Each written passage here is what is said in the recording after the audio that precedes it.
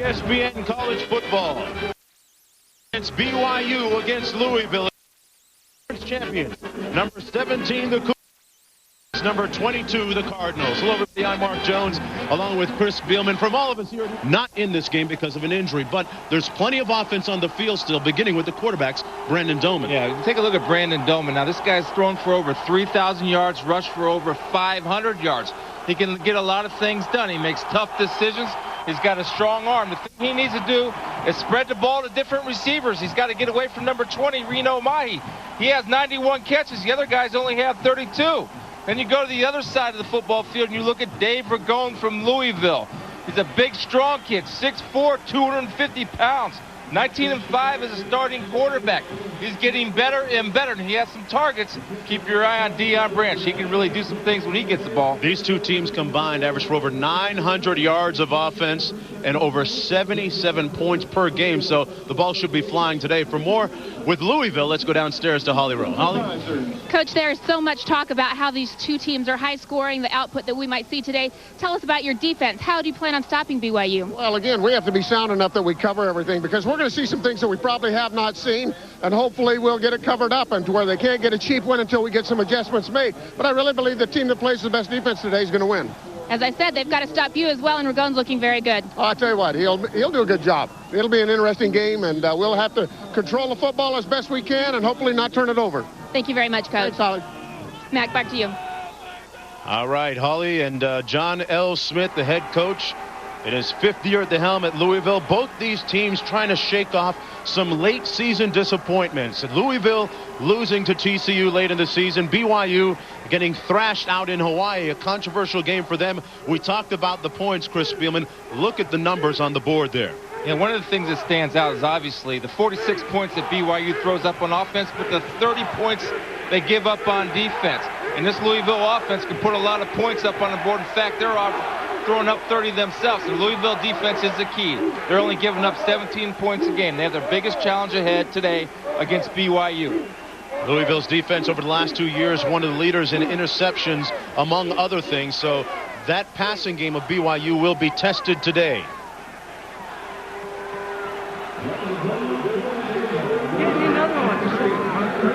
The Cougars facing a huge challenge today without arguably their best player, Luke Staley. And Gary Croton, their first-year head coach, in his first game ever in a bowl. Former offensive coordinator for the Chicago Bears in his first year at the helm, replacing a legend and doing a fine job at it.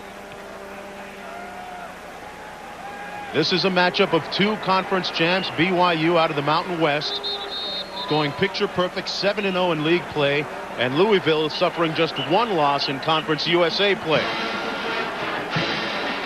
Gary Croton, his first year, as I mentioned just a few moments ago, his MO, his modus operandi, a offensive coach. He's out of Louisiana Tech, where he refined that very prolific and potent offensive attack, and he has brought that here to BYU to follow in the rather large, imposing shadow of another offensive guru, Lavelle Edwards, who has since departed.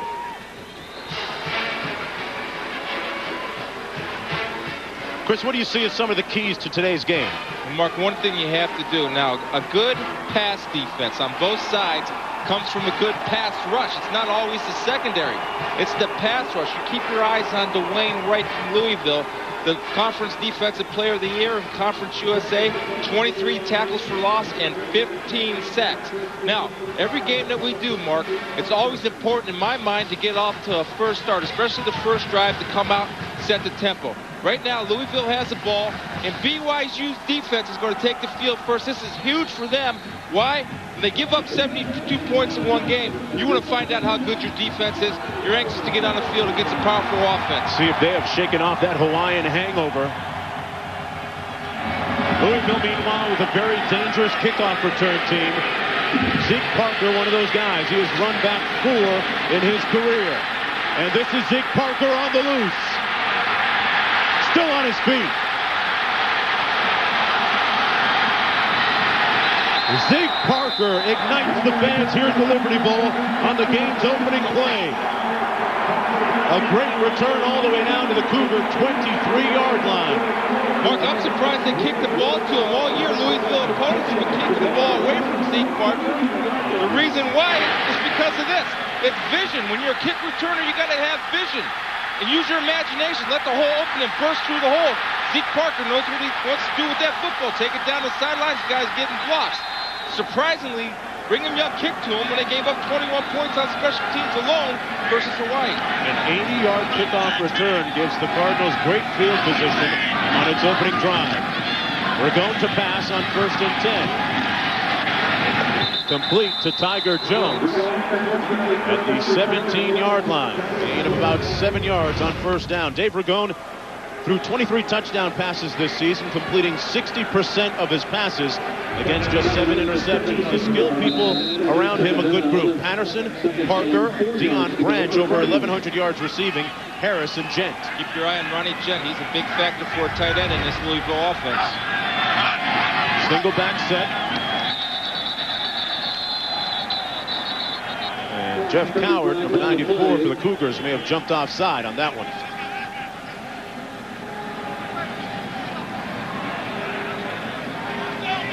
Extremely electric beginning to this Liberty Bowl game. Offside on the defense. 5-yard penalty. Enough for a 1st down. Cardinals get a free one. Let's take a look at the offensive line up front for Louisville. Woodard, Dardzinski, Coons, Bowers, and Ebel up front. Dardzinski, the tough guy up there. Up against this defensive front, Ryan Denny, one of the guys to watch for BYU. 1st down and 10. Bouncing it outside is T.J. Patterson, the team's leading rusher, tackled by Dustin Staley, brother of Luke. The linebackers, Kelly, Enna, and Walkenhorst, it's a pretty unique group in their size, Chris. Yeah, they are. They're all about 250 pounds. They all run well. They're going to have a big game. Guilford is their best cover corner. Heaney on the other side. Marietta and Staley, the safeties. Guilford with 6 interceptions on the year. He's the ball hawk. 2nd down and 6.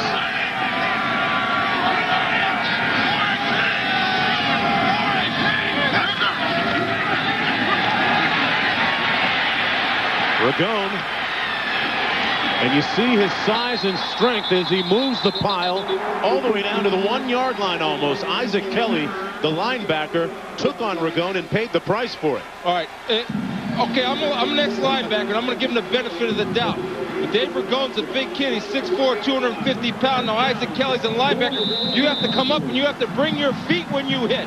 You cannot stop your feet, or you get a face full of Ragone. That's what he got. 1st and goal for Louisville. Henry Miller in it back. Touchdown, Cardinals. And in just 4 plays, Louisville puts it into the end zone. It's too easy. Too easy, Mark. Especially when you're coming off a game where you give up 72. It's too easy. BYU has to get to the sidelines and adjust.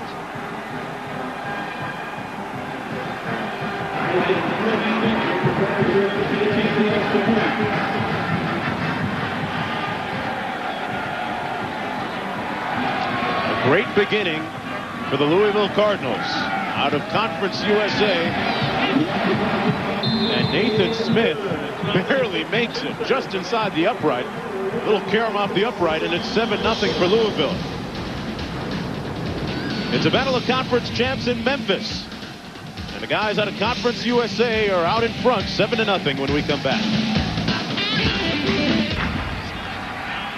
All right, thanks a lot, Reese. And speaking of snapping bowl losing streaks, Louisville is trying to snap one of its own. They have lost 3 consecutive bowl games, including last year's. But right now, number 80 standing tall, Zeke Parker, with a 70-yard kickoff return just a few moments ago to ignite that Louisville offense.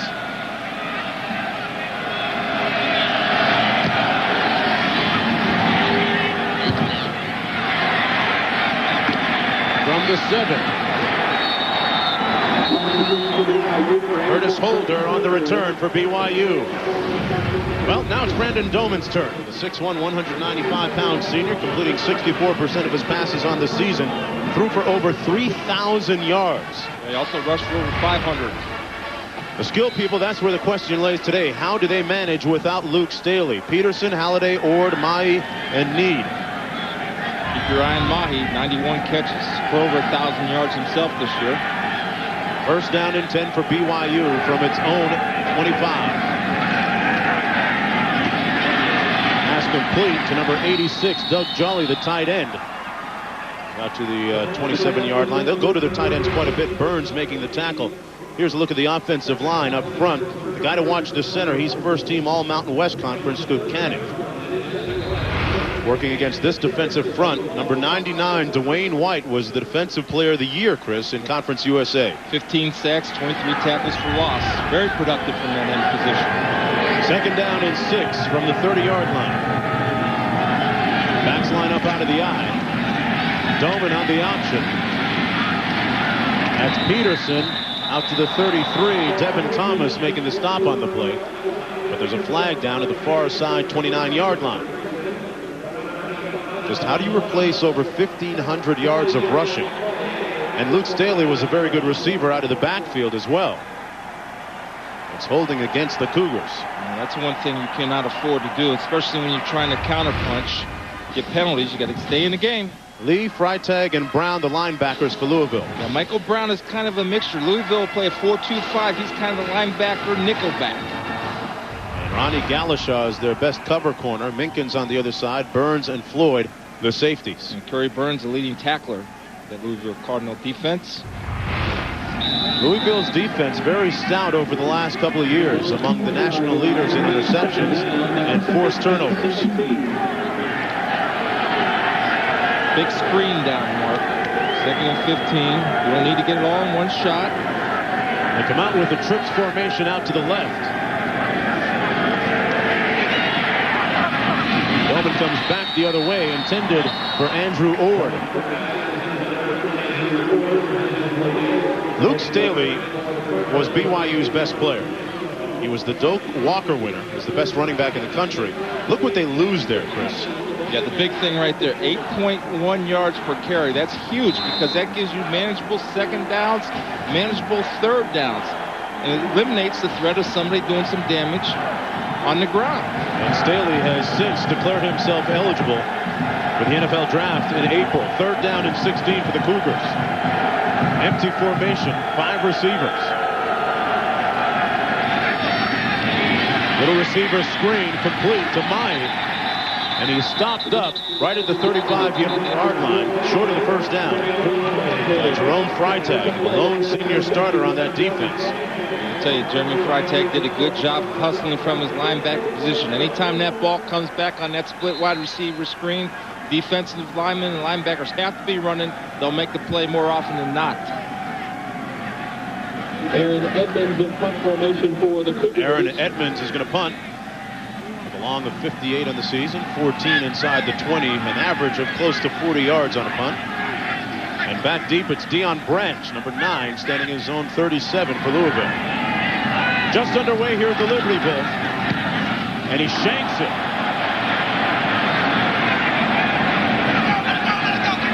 Gets a very generous roll, though, that'll take it down to the 41-yard line. But Aaron Edmonds, who's averaging almost 40 yards a punt, gets this one to go just 34. Coming up when we come back, Dave Ragone going to work again. They scored on 4 plays the last time. We'll see what they do this time. ESPN's exclusive presentation of the 2001 AXA Liberty Bowl is presented by AXA Advisors. AXA Advisors, building futures. And in part by the United States Army, an army of one. And by Listerine, worth the time, every time. Shots downtown here. Memphis of Beale Street. A lot of good barbecue food down there, Chris Spielman. Outstanding. Had some last night. Louisville with a quick 7-0 lead just underway here in the first quarter. I'm Mark Jones, along with Chris Spielman and Holly Rowe. Louisville with the ball, 1st and 10, and flags down. Moved a little bit early up front for Louisville. Anxious to get going. Mark, it's a big series. Prior to the snap, illegal snap on the offense. 5-yard penalty, still first down. It's a big series for BYU's defense right now. They need to make some kind of stop. You see that Louisville has had a problem with penalties. Over 8 a game. Ranking 102nd nationally. Al Smith, the fourth-year head coach of the Cardinals, trying to solve that thing constantly.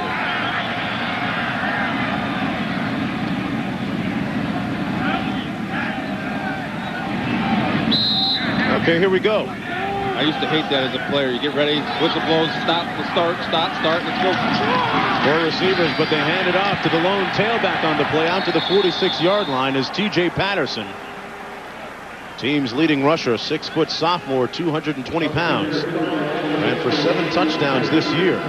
That's a version of the spread offense that you'll see with Purdue. You'll see that at Northwestern, Clemson. What they want to do is give you that draw read there. Then they'll have a play action after that pass. Dardzinski that time, the guard, got a nice block to lead the way for Patterson. Gives them a very manageable 2nd down and 5. Owens, the tight end, to the right side of the formation. Got an audible. Little counter. Run it again. That's Patterson. Pushed out of bounds near midfield at the 49-yard line by Darius Wilson. Patterson is a guy who came on late last season and carried that success into this year and parlayed the two into a very productive year. T.J. Patterson averaged about 5 yards of carry himself, and he's a good-sized running back. He likes to hit it up in there.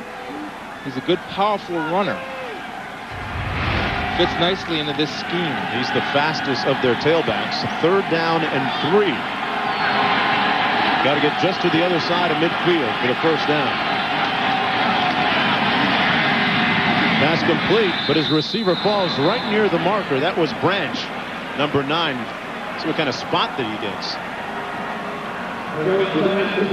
Had a chance to speak with Deion Branch before the game, Chris, when we were down there a little bit, and asked him about the weather conditions. He's like, man, this is nothing compared to last year. Yeah, but the sun was out there on the field. Now there's a little shade on that field. Mark, that time Louisville or BYU came with both outside linebackers on a zone blitz. They had 6 pass rushers. Now, if you don't get there, you're vulnerable underneath, and especially when you have a guy like Deion Branch running an underneath option route. It's tough to cover him, anybody, for that long if they pick up the zone pressure, which they did. They're that much short of the 1st down. Decision time early in the ballgame for John L. Smith. You got to go for it. 4th and inches, and Dave Ragone still on the field. Now you got a 250-pound quarterback. Quarterback sneak. He's the biggest of their backs. He's bigger than Patterson, Stallings, and Miller. Now you see that even when they're getting up there, hurry up. They're going to snap it quick. They're going to hurry up. As soon as that umpire gets out of there, they're going to snap the ball. They're a little over 50% on 4th down this year. What's that umpire? Get out of there. Let him snap it. And they give it to Henry Miller, who scored the touchdown on the last drive, and he appears to have the 1st down. So the first gamble of the ball game, the first roll of the proverbial dice, comes up good for John L. Smith. Anytime you're going to have a short yardage situation right here, you get a good surge by the offensive line. And until BYU can prove that they can slow down the run. Now remember, they're giving up over 5 yards of pop per carry. Until they can prove to stop the run, there's no decision on 4th and inches. You're going to go for it. Deion Branch split wide to the top of your screen. 1st down and 10. Pass complete to Parker on the other side. Down to the 42-yard line. Folks, start your new year off right with the Outback Bowl. Tomorrow morning at 11 o'clock Eastern Time. It's a rematch of last year's game, actually, as Jonathan Wells and the Buckeyes look to avenge their 7-point loss to Limba Edwards and the South Carolina Gamecocks. Wells has run for 5 consecutive 100-yard-plus rushing games of late, and number 23 against number 14, a battle of 2 ranked teams. Dave Ragone dealing a hot hand on the season, and so far here today, 23 touchdown passes, completing 60% of his passes. 2nd down and 4. Gain of about 1 by Patterson, brought down by Kelly. Reese Davis, what's up? Mark, in the Silicon Valley Classic, Michigan State trying to take control with its running game. T.J. Duckett going to blast in from the 5. And that gives the Spartans a comfortable 10-point lead, right? Well, maybe not too comfortable if you have David Carr and Rodney Wright hooking up for the 2nd time today. 78 yards on this one, and it is a full-fledged, unadulterated shootout. 24-21, Spartans on top in the second. Yeah, Reese, that's what we're expecting here with these two teams, a shootout. On third down, the pass is incomplete, intended for Ronnie Gent. Appeared to have been thrown just a little bit low and behind his receiver. Yeah, that's a ball, though, that, in my opinion, the receiver of the tight end of caliber that Ronnie Gent is, he has to catch this football. Now, Dave Ragone is going to throw it only where Ronnie Gent can do it. He's doing an out kick to the sticks. It's in front of him, Mark. He had his hands on it. The rule is, as a receiver, especially of his caliber, hands on it, make the catch. It's a nice call, though. Nice little option route by the tight end. It's tough to cover when you're playing off. Wade Tedlecka into punt. Averaging a little over 40 yards per.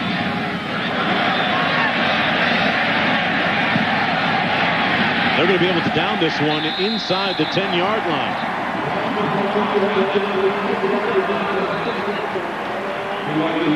A 37-yard punt, but field position key. When we come back, Brandon Doman, the most prolific quarterback in the Mountain West Conference, one of the most prolific ones in the nation, will get the reins of the offense. ESPN's exclusive presentation of the 2001 AXA Liberty Bowl is brought to you by Ford F-Series. The best-selling trucks are built Ford time. And by AutoZone. The right part, the right price, and good advice. W.C. Handy's Blues Hall of Fame, just one of the many great sights on Beale Street in downtown Memphis. I saw a sequin leather jacket, folks, that would have looked great on my partner. An Elvis steal. First down and 10. BYU still in the building. Dwayne White making the tackle on the tailback that time, Peterson.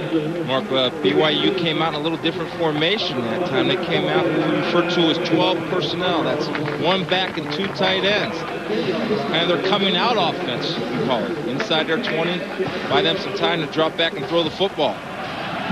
BYU offensively, the highest scoring team in the nation, averaging over 46 points per.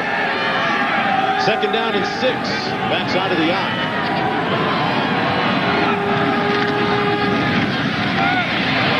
Here's Peterson again, hanging on to the ball. And still on his feet, a first down out to the 32-yard line. Finally tackled by Johnson. They came with a different formation now. That's 13 personnel, one back and three tight ends. Got Spencer Need at fullback here, lead now. They'll hit him inside. That's a good job. Missed tackle, two missed tackles. Michael Brown overruns the play. Good job of hooking the defense. Two missed tackles. Guys overrunning, taking bad pursuit angles. Anthony Floyd had a chance to get Peterson.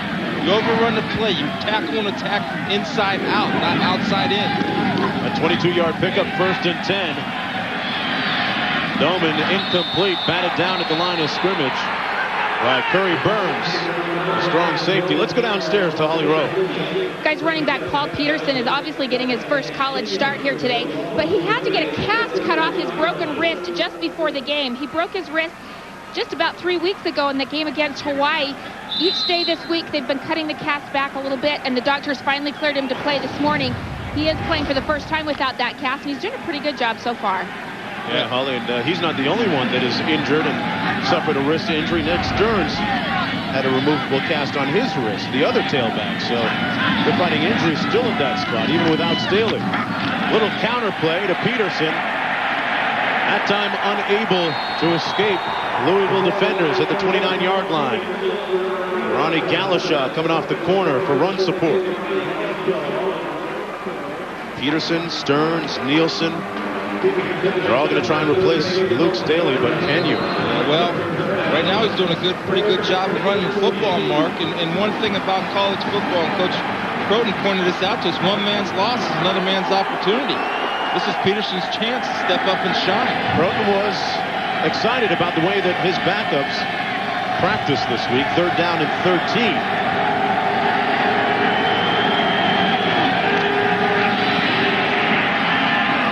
Incomplete at the 43-yard line, intended for Soren Halliday. Yeah, Doman's timing's off. He's not in the game yet. Look at Coach Croton. Get in the game. Those guys are open. You got to hit them receivers. That's two outcuts that he's missed. so far. And even on that little rollout pass, he just had to dump it over the hands. He couldn't do it. He's got to get going and get into this game for BYU to have a chance. Yeah, his guys, they need him. His receivers were right there. And to punt once again is Edmonds. Shanked his first one of those 35 yards. About 20 of it was roll. Deion Branch, meanwhile, back at his own 32. For Louisville to test the protection.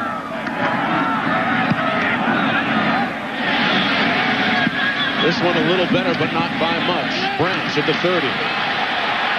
Picked up a great block. But was unable to outrun the coverage. A 41-yard punt that time by Edmonds. Well, tonight at 7:30 Eastern, Capital One Bowl, we continue on ESPN with the Chick-fil-A Peach Bowl, a battle between North Carolina and Auburn. Julius Peppers on defense, one of the top players in the nation, against Jason Campbell and the Auburn Tigers. It'll be a nice matchup. Carolina, Chris, started 0-3 and then finished up winning 7 of their last 9 games. They did a good job coming back. Dave Ragone at the helm of the Louisville offense. First down and 10 from the 29.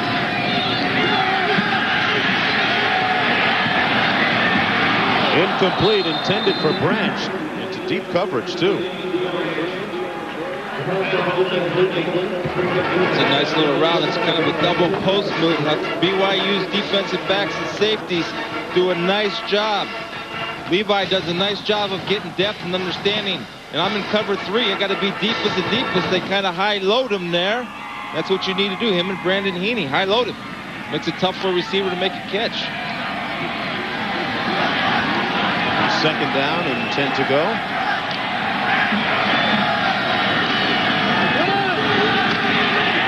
They run it into the middle between the tackles. Ryan Denny making the stop that time. Number 28, T.J. Patterson. Louisville's season, a very successful one. And that was one of the goals of their head coach, John L. Smith, coming in to prove that last year was no fluke.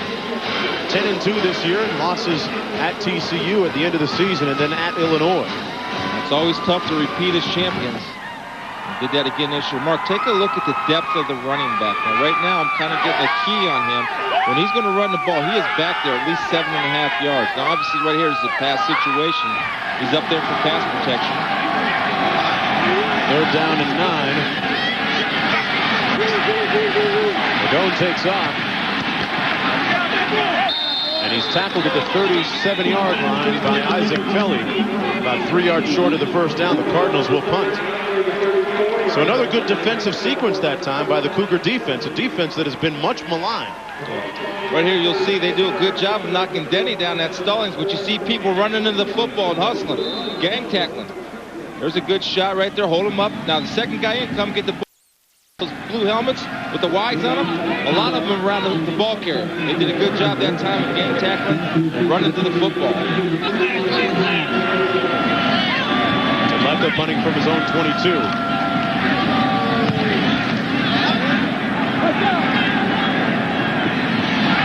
And it takes a Cougar bounce out to the 44-yard line.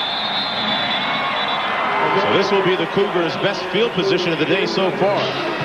After that 21-yard punt. BYU was rolling along 12-0 at one point before going into that game against Hawaii. Coming off a very dramatic, exciting win against Mississippi State. But they lost at Hawaii, giving up over 70 points. They were undefeated, though, in conference play. Pretty good season for the first-year head coach. That's a great season, especially for a guy that's replacing a legend. Lavelle Edwards to come in and win 12 football games. They have a lot to be proud of. It can be pretty intimidating when the name of the stadium you play your games in is named after the previous coach. That's Peterson running between the tackles, stopped up initially by Dwayne White.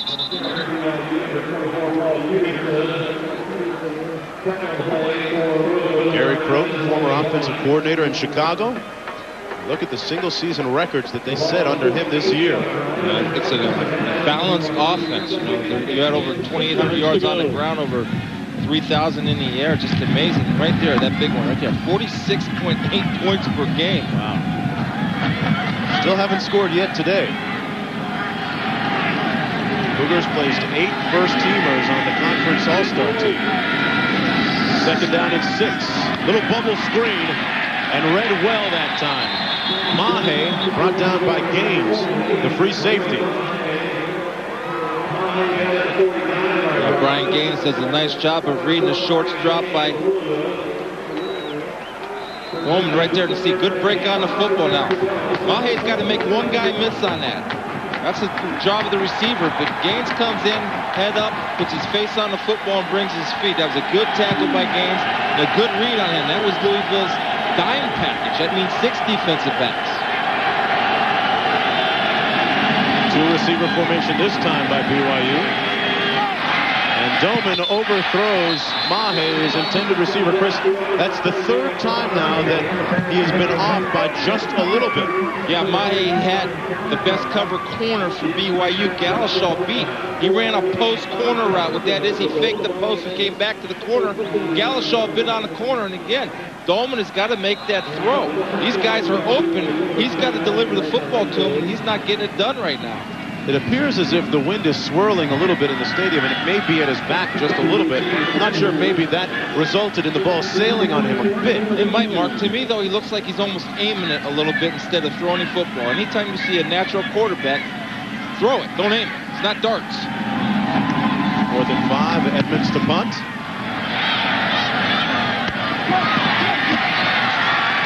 Anthony Floyd tackled immediately at the 18-yard line, 3 yards on the return after that 36-yard punt. Folks, I can tell you that it's pretty chilly here in Memphis, Tennessee. Not as cold as it was last year. The temperature 33 degrees. I'll debate that wind chill a little bit. My popsicle toes say it's about 10 degrees right now. But it is sunny, Chris. I'm sweating up here. Man, you don't even have a jacket on. Yeah, we're right up there. That's where we are. It's colder up here. We're closer to the sun. We're warmer. Oh, yeah, much closer. Another 93 million miles away. First down and 10 for the Cardinals at the 18-yard line. Look at the depth of the back. That's pass, Mark, all the way. Complete over the middle to Branch, and a first down for Louisville out at their own 35-yard line. We're going patiently waiting that time for Branch to come open. Yeah, that's a great point, Mark. First of all, it's a 3-step drop, and he's going to his first option. It's not there. Then he buys himself time because he knows he has to do that on a 3-step option. And the second part of that play is that Branch doesn't quit on a route, even though he's not the primary target. He's going to bring his route back to Ragone so he can find them. That's well-coached wide receiver play and good decision-making by Dave Ragone. Now, of course, we have a new tailback in the ballgame, Tony Stallings. He gets the handoff. Stallings running off tackle. Gains about 3 yards out to the 37. Holly, what's up? Guys, you know that teams tend to scout the tendencies of an opponent for a bowl game. And Louisville right now making some adjustments. One of their offensive coaches just came over to Dave Ragone and the wide receivers and said, BYU is showing us a look on defense that we didn't see in any games this year. It's something new, and we haven't prepared you for it.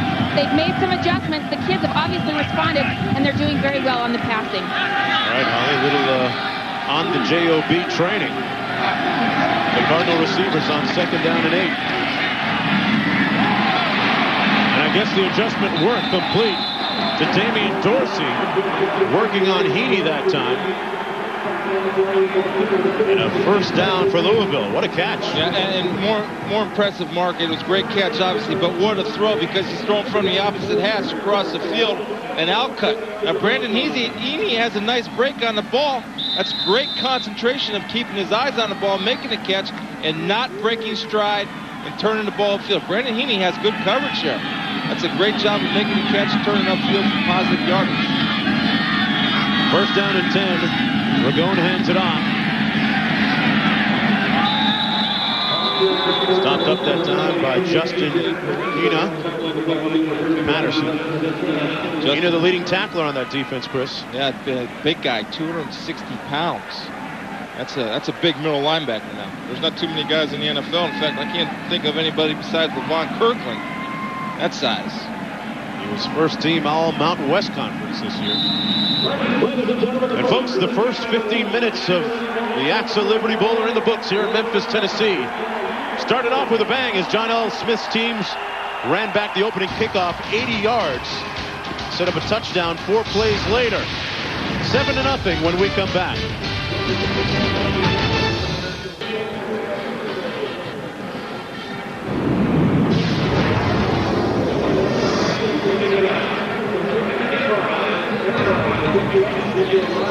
Welcome Welcome back, everyone, to the AXA Liberty Bowl. BYU, number 17 in the country, trailing Louisville 7-0. The dividing line is very definitive, folks. Half the stadium clad in red, the other half in blue. Nowhere to go that time. The Cougar defense getting good penetration, led by Kiesel. Time now to take a look at our ESPN game track. Some of the cogent points of the game so far. The first play of the game, Zeke Parker, a dangerous kickoff return, man. He's run back 4 for touchdowns in his career.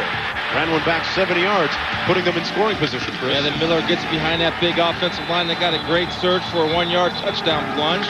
And Peterson from BYU doing a nice job of filling in for Luke Staley, averaging 7 yards a pop. Go for it, and Ragone is intercepted. Picked off at the 29-yard line by Gennaro Guilford.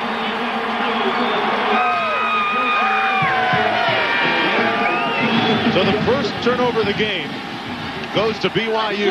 Yeah, that's a great job by Gennaro Guilford, keeping his eyes on Dave Ragone and not the receiver. Why? Because Zeke Parker turned his route up. Dave Ragone didn't expect Zeke to turn his route up, but he was forced by Ina to turn his route up. And Guilford kept his eyes on Ragone and watched the arm and broke on the football. That's a great job. See, you see Zeke Parker was going to take off there. He broke his route, tried to turn it upfield. Guilford didn't buy it. Did a good job reading the quarterback and securing the catch. That's a turnover. That's a big part in this football game, turnovers. New tailback in for the Cougars, but Doman does it himself. Out near the first down at the 39-yard line. Let's go back to the studio with Reese Davis. Mark, Silicon Valley Classic still in the first half. We are in excess of 700 yards of offense. 4th and inches, and TJ Duckett gets lots of yards, 38 of them to be precise. Michigan State goes up 31-21. That's not enough. Might as well go to Charlie Rogers again for the second time on the day. 69 yards here. He's got 7 catches, a $196 in the first half. And the Spartans are on top 37-21. Wow, you talk about points. Dave Ragone, meanwhile, one of the best, or actually the single-season interception percentage leader. Just 1.83 this year. His interception ratio about 4-to-1, Chris. Yeah, and that's, Dave Ragone makes good decisions. That time it wasn't a good decision. Why? Because he and Zeke Parker weren't on the same page. Zeke Parker turned his route up. Ragone was forced to throw the ball and then it went to by Ina. Guilford made a nice play. BYU's defense forced 21 interceptions during the regular season this year. First down and 10 for BYU. On the reverse, Charlie throws it. And it's picked off by Anthony Floyd. So the Cardinals take it right back. We'll play later. Look, I like the call. What I don't like about the call is that he's throwing the halfback pass or the tight end around pass to another tight end. Now, even though he has him beat deep, guess what? He doesn't have the breakaway speed. Floyd and the DBs can have catch-up speed on the tight end. Now, Jolly underthrows this. And Floyd goes up and makes a great interception, catches it at the highest point. Now, needed to come back and be the defensive back that time. And as a tight end, he doesn't have the feet that a receiver does to change and come back and be a defensive back. Just meanwhile, Anthony Floyd, 17 career interceptions. Run it on first down, nowhere to go. TJ Patterson brought down at the 27-yard line. That Louisville defense, as it's done so many times before in the past, sets up the offense courtesy of a pick. Well, I like the way BYU's defense has responded, Mark. I didn't know what to expect when I came in here, giving up 72 points to Hawaii. But they've answered the challenge now. They gave up that early one. They're flying around the football now and doing a good job at gang tackling. It's a defense that says there were a lot of mitigating circumstances to giving up those 72 points. Second down and 13. Incomplete out of the backfield, intended for TJ Patterson. It'll be third down and long. And the past couple of sequences offensively for Louisville haven't gone that well for quarterback Dave Ragone. He's a guy that coming into the season, he said that, I can throw the ball hard, but the one thing I've got to keep improving on and getting better at is throwing with a little more touch. And he's kind of done that throughout the course of the season. And he has improved that part of his game. That time he tried to throw a little bit too much touch. Illegal substitution. go and try to get a timeout before the Illegal play. substitution on the offense, 5-yard penalty. Still third down. Make it third and about 17 now for John L. Smith.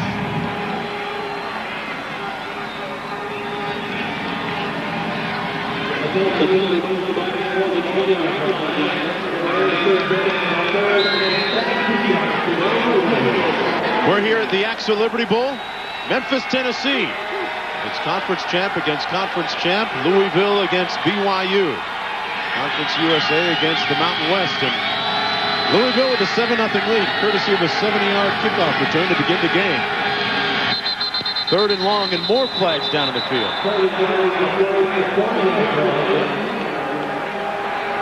Well, we talked earlier about Louisville's penalty situation. Prior to the snap, false start, offense, 5-yard penalty, still third down. One of the most penalized teams in the nation, and it keeps getting worse for them. Right now they're not on the same page with as far as making the calls from the sidelines and what personnel to get in the ball game. Dave Ragone that time went over to this side of the field to BYU sideline. He's telling the receivers what play it is. Usually a quarterback can do that by hand signals. So they're having trouble getting people in and out of ball games and who they want in and out of the ball game. Third down and 23 for the Cardinals.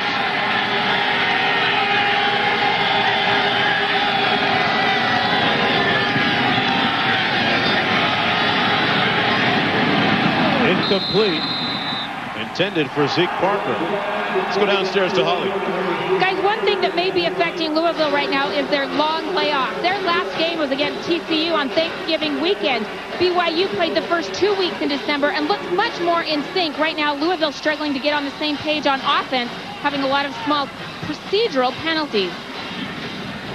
John L. Smith's crew maybe shaking off a little bit. They're to shake off that last performance against TCU where they lost. But Lacka in the punt for the third time today from his own 3.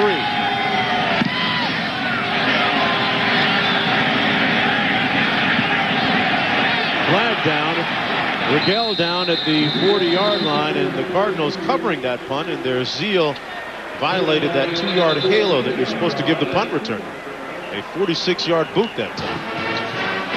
And Michael Gell did a good job of filling that punt on the bounce, Mark, because he knew he had a flag in the halo rule. Oftentimes you see kids not catch the football. You got to go up and either make a fair catch. The opportunity to catch a kick on the kicking team, 5-yard penalty, first down. That's the #1 job of a punt return: secure the catch and make the catch. Whatever you have to do, make the catch. Here in Memphis, 7-0 when we come back to the AXA Liberty Bowl.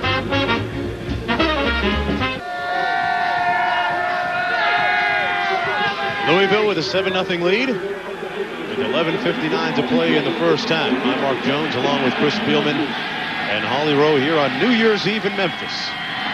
First down and 10 Cougars from their own 47. Their best starting field position of the day. Yeoman keeps it on the waggle. And is run out of bounds right at midfield by Burns.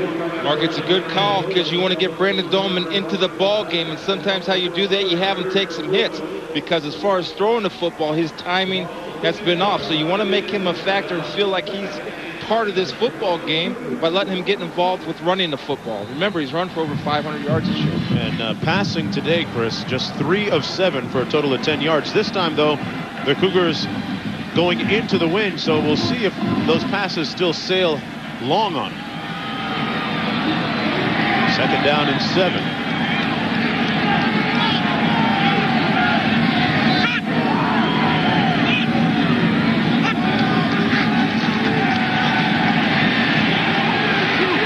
Dolman collared and sacked back at the 45. Tremendous pursuit that time by the Cardinal defense. It's a defense that was near the top in their conference play. Yeah, Bobby LeFew, coming from his defensive tackle position, does a good job here because it's tough to get sacks, and they run a little game. Doesn't quit on the play and uses speed. That's speed for a defensive tackle to catch Brandon Dolman and horse collar him down. That's a good job. Defensive tackles don't get opportunities to make a lot of sacks. They're kind of the space eaters, the people eaters in there, while the ends go out there and get all the glory. That time LeFew did a good job of hustling, chasing Dolman down. Stearns, the lone back for BYU on 3rd down and 12. Working the middle of the field, complete. And a 1st down for the Cougars. Doug Jolly took a hit from Curry Burns, but held on to the ball. And this is their deepest penetration of the afternoon. Yeah, watch Doug Jolly here. That's a nice job of running to the sticks. You'll see him right here. He's going to come down here and kind of curl up right in front of his coverage. He's going to find, he knows how far he has to go. He's going to curl up right in front of his coverage and go up and get the ball. And anytime you're in the middle field, you go up, you know you're going to take a shot. 15-yard pickup, 1st down and 10 for the Cougars. That's Paul Peterson on the carry down to the 36-yard line. Peterson, remember, playing with a broken wrist that was had the cast removed just before the game. Let's go to Holland. Guys, you're debating from the luxury of the warm booth just how cold it is down here on the field. Well, I have a perfect way to show you. The water that the players are supposed to be drinking, frozen solid here on the sideline. So from an expert freezing out here, it's pretty cold down here. Holly, get yourself some gloves. As the mercury is plunging as we speak. 2nd down and 6 for BYU. Batted down at the line of scrimmage. Good surge by the guys in the middle, including Dwayne White, LeFew and Lopez up front. Louisville came with a blitz from the outside. Michael Brown, the slash linebacker DB, is going to bring pressure, but Peterson does a nice job of coming over. See him? You see Peterson sneak out there? He's coming over to pick up the blitz, and White gets the big paw in the air, understanding that if you're held up at the line of scrimmage as a defensive lineman, you got to get your hands in the air because you have a good chance of knocking the ball down. Good job, Dwayne White. He's a great effort guy, Mark. Not only is he a sack guy, but he's an effort guy. A high motor. 3rd down and 6. Wide open, complete to his tight end. 1st down, BYU. Spencer Need.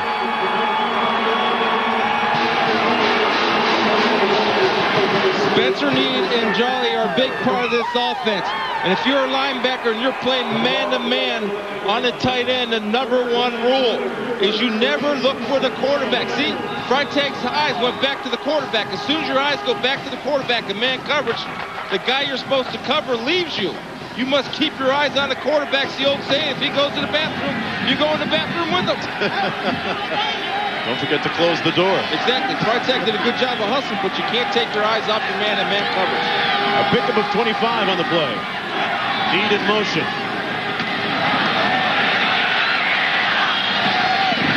Doman got rid of it just in the nick of time. Good pressure that time defensively on Doman. Devon Thomas did a nice job. There's Peterson right there is doing a good job filling in for his buddy Luke Staley.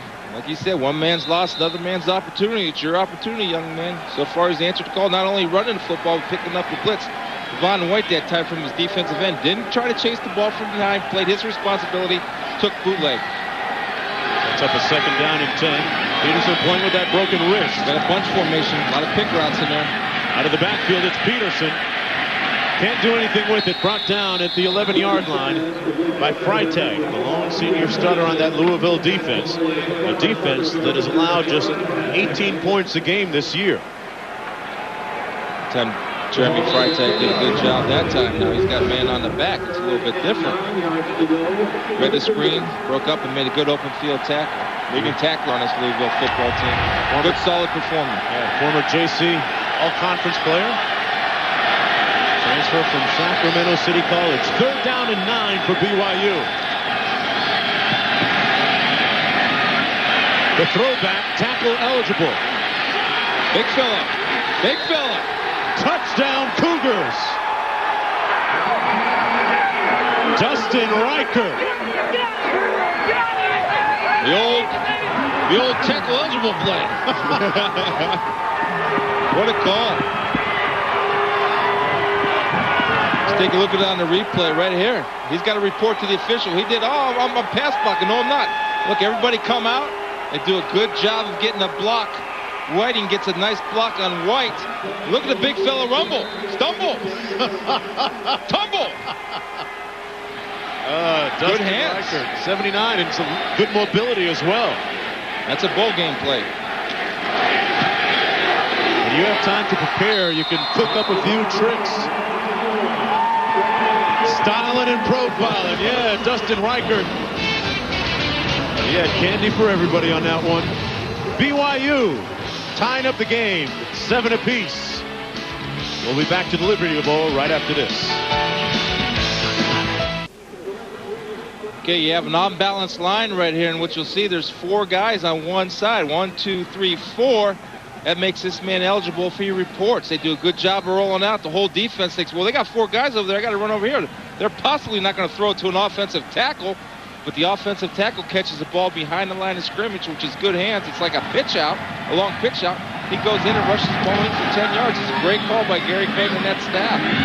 Chris, they line trying it to Zeke Parker, who ran one 70 yards last time. This time takes it out near the 33-yard line of Louisville. Hey, what's up, everybody? Zach, come on. Hi, Casey. I love you. What's up, Pop? See, right there, Dolman does a good job of selling it. Then the other key is when you got a big lineman that's not used to running the open field a lot. There he threw, gave a little leg, take it away. You got good blocking downfield. That's a big fella taking it in. That's an athlete for you. Good job, Riker. Nice. Not often they get a chance to touch the ball. No. Dustin Reichert getting much love on the sidelines, too, from his teammates. Let's go downstairs to Holly Rowe. Hey guys, Reichert is no dummy though. He came over to the sideline and immediately congratulated his teammates, his co-offensive lineman, for blocking for him. He's seen that drill enough times. But the one thing his teammates are teasing him, they say it looks like he was running in slow motion, kind of like the bionic woman or the bionic man. So they're giving him a hard time for looking slow in real speed. Hey, at 6'7", Holly, and 301 pounds, he's not going to move that fast. The man down in the field, meanwhile, for Louisville. Brigham Young ties the game up at 7 apiece. Not quite the shootout, Chris, that we anticipated that it might be. Both teams' defenses really rising to the challenge right now, you'd have to say. Yeah, and they are, Mark. And the quarterbacks are struggling a little bit, just throwing the ball downfield. Now, they're hitting the short passes and the option routes and the screen passes. That's fine. But whenever offense starts opening the ball and starts getting warm, it looks like their hands are cold or something. They're not throwing the ball with a lot of authority. They're almost like aiming the football.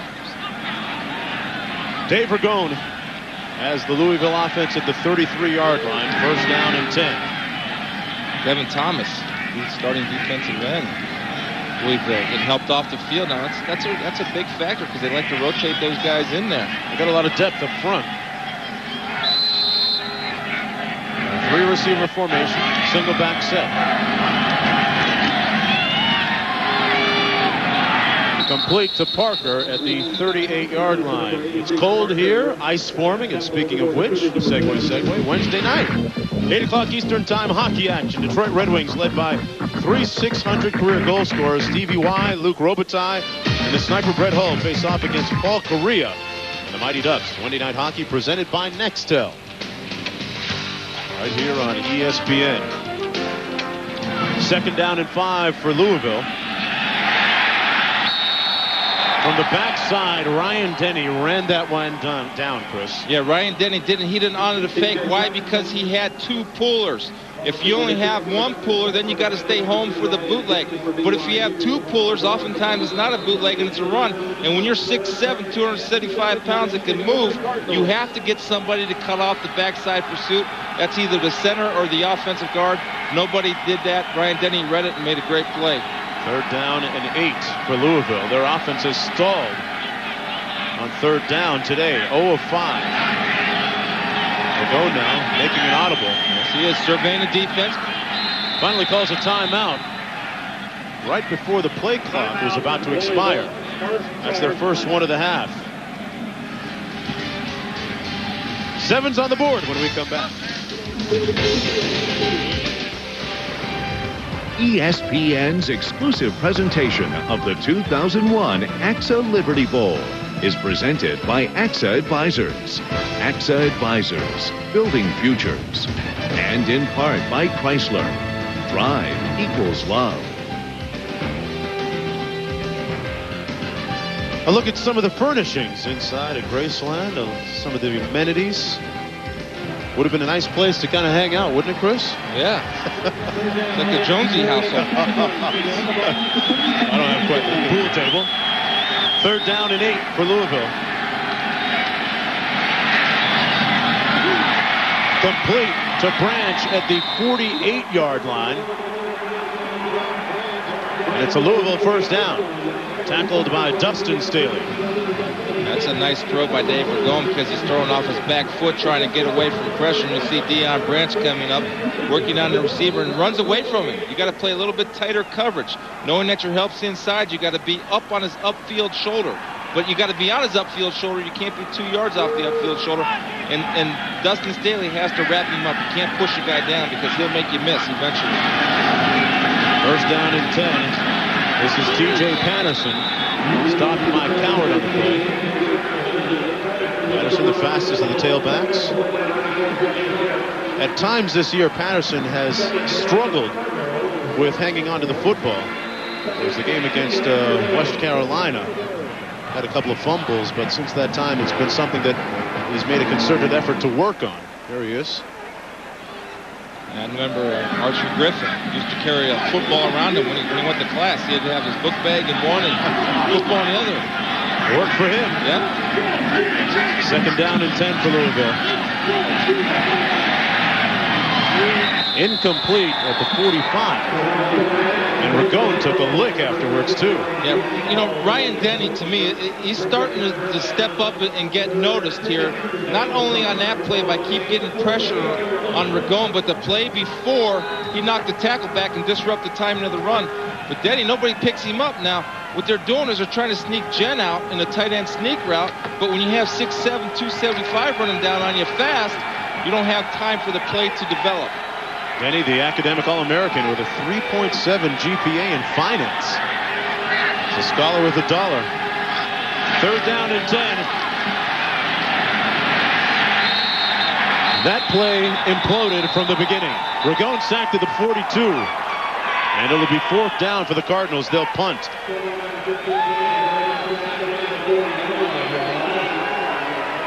Now, shotgun, the one thing you got to do is get the snap.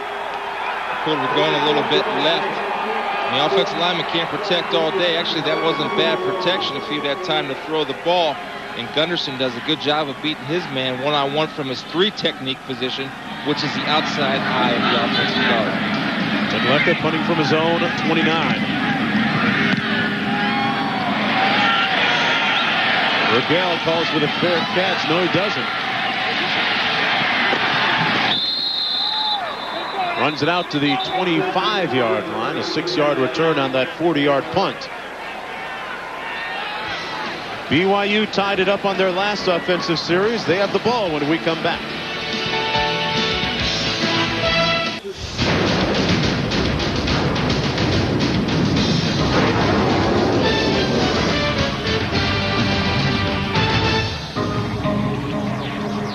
Well, we loved the plug there. It said, yeah, the Cougars should be playing in Tempe. That was a bone of contention for BYU at the end of the season. Charlie Peterson now in at quarterback.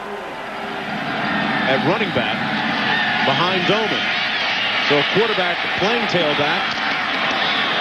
And he's stood up at the 27-yard line by Galashaw.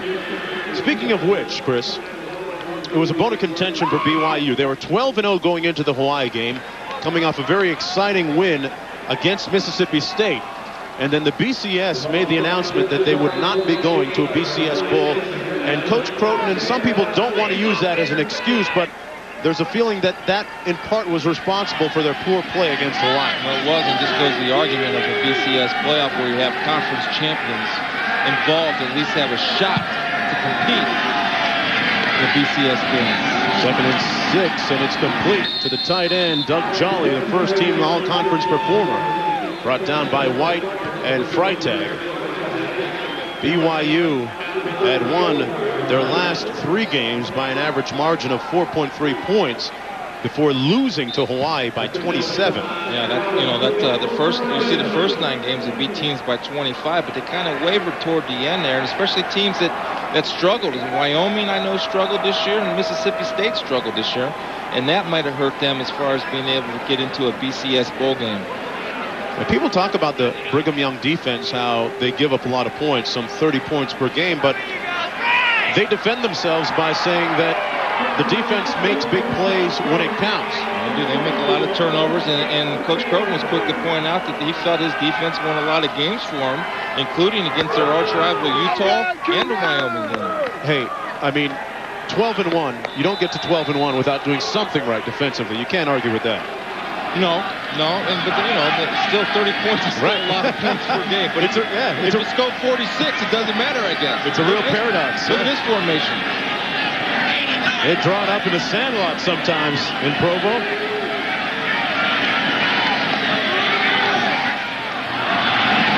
Doman incomplete. Intended for Soren Holiday, and the Cardinal defense was with the man-for-man on that one, Chris. Yeah, the reason why you do this is see if Louisville can go ahead and line up and match up with you outside. Louisville did a good job adjusting. Now, he's going to be a receiver. You can run a little screen pass to him or block it, or you can look over here and see if you have that covered down. They tried to sneak a guy out on the corner, and Louisville does a good job of playing a zone defense. The guy knows that I have deep third. If I see one of those guys lined up as an eligible receiver running the deep third, I got to run with him, and that was a nice job. 2nd down and 10 for BYU. Tied at 7 apiece. Doman on the quarterback draw. Good tackle at the 39-yard line that time, and Reese Davis knows how to wrap people up too, don't you, Reese? And apparently so does Kevin White. He's finally wrapped himself up. A football coach, Tyrone Willingham, will be the next head coach of the Fighting Irish. We'll talk about that at the half. Also, game day game checking in from Pasadena as they get ready for the Miami-Nebraska BCS title game, and we'll also look ahead to the 3rd game of our triple header, the Peach Bowl, just as soon as you guys finish the first half. See you in a bit. Coming up, it's 3rd down and about 5 to go as time winds down here in the first half. We expected a shootout, instead getting a defensive back. Doman has liked his tight ends in these situations. He's had success going to him on the option route.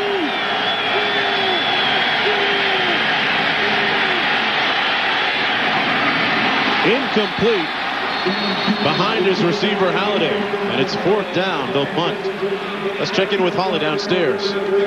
I'm here with John Lefferts, the Vice President of AXA Advisors. And, I think one of the reasons that companies do these bowl games is to get the brand out there and the level of excellence with champion against champion. You couldn't pick a better format, really. Oh, this is great, Holly. We're excited to be here. And, AXA stands for excellence in financial planning and financial advice. In fact, this big cup, which weighs 400 pounds, I don't think anyone's going to lift this over their head today. It says excellence right on there, and we're pleased to be part of the Liberty Bowl this year.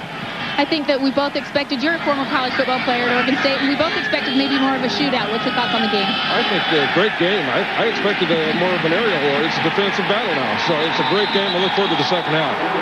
Well, we look forward to it as well. I know every time I see AXA commercials now, I think, hey, Liberty Bowl, so it's working. Thank you very much. Mark. All right, Holly, and boy, they tried to fake it. Stearns ran it, and Louisville was with him stride for stride. They fake it on the 4th down. Yeah, they're going to run a little trap with it, too. You see these guys are the trappers. Stearns got the ball, but Louisville understands they're in a position to run a fake because of the field position. Now, why did BYU make that call? Because their defense has been able to play well, so they felt like if they couldn't get it, their defense will hold up. But Louisville wasn't fooled at all. Guys were well-schooled, well-coached, ran the football and stopped the fake punt. Tony Stallings now in a tailback for Louisville. 1st and 10 from the 40. It's Stallings, tackled at the 38-yard line by Peely. Tony Stallings ran for 5 touchdowns this year for Louisville, and a total of 518 yards on 136 carries. He was the team's leading rusher a season ago. Converted linebacker. You almost get to feel like Louisville's out of sync a little bit. They're not in their game plan because they're almost trying to force the run, and they're a throwing football team. Yeah, he's not Coach Smith. You're right, Chris. Maybe we should throw. 2nd down and 9. That's what they do here. High and intercepted. No, and now they're saying no. One official on the near side appeared to signal intercepted. And Ronnie Gent was the intended receiver. Mark, they high-load him, and what they're doing is trying to get Ronnie Gent involved in a football game like BYU is. There's their low receiver. Here comes the high receiver across the top. Now, that ball was thrown hard, but I don't care if it was Nolan Ryan's fastball. Ronnie Gent is a good enough tight end where he has to make that catch. You've got to be able to bring that one in. That looks like an interception. Well, I don't know. You can't say, yeah, he hit the ground there. He trapped it a little bit from the other angle. A One set to the right of Ragone. They're 1 of 7 on third down so far. 3rd and 9 here. Complete for the first down at the 27-yard line. Zeke Parker using that 10.4 speed in the 100 meters. Yeah, we're hearing some boos from the BYU faithful. But right here, you'll see the ball hit the ground right there, and he trapped it. That's a good job of trying to cover it up, Dustin. Now hold it up like you got it. Yep. Maybe you'll get a call. That's why one of the officials seemed to signal that, yes, indeed, it was an interception, but was waved off. First down and 10, Louisville. Complete to Ronnie Gent, and you talked about his talents, Chris. Yeah. Size, speed, the total package. Yeah, he's definitely a receiving tight end. His blocking got better. Now I like what Louisville's doing now, Mark. They're going to their no huddle. They have a lot of time left. They don't need to rush it, but they're going to get up, and so it gives Dave Ragone a chance to survey the defense and make a call to his liking. These teams average over 900 yards total offense per game. Combined, that time Tony Stallings gaining maybe a yard on the play as we go under a minute to go in the first half. Tied at 7 apiece, and a timeout down on the field. Louisville uses its second one of the half. John L. looking for the right play, and as they say in Louisville, will they find it? Hell yes. New Year's Day at 8:30 Eastern Time. ABC Sports is in the Big Easy, New Orleans. Another great matchup in the Bowl Championship Series. It's Illinois against LSU in the Nokia Sugar Bowl. New Year's Day on ABC. Conference champions, Big Ten versus the SEC champion. Illinois might be the most overlooked 10-1 team in the nation. If you haven't had a chance to see Kirk Kittner play, watch him. It's a good one. Second down and 9 for the Cardinals.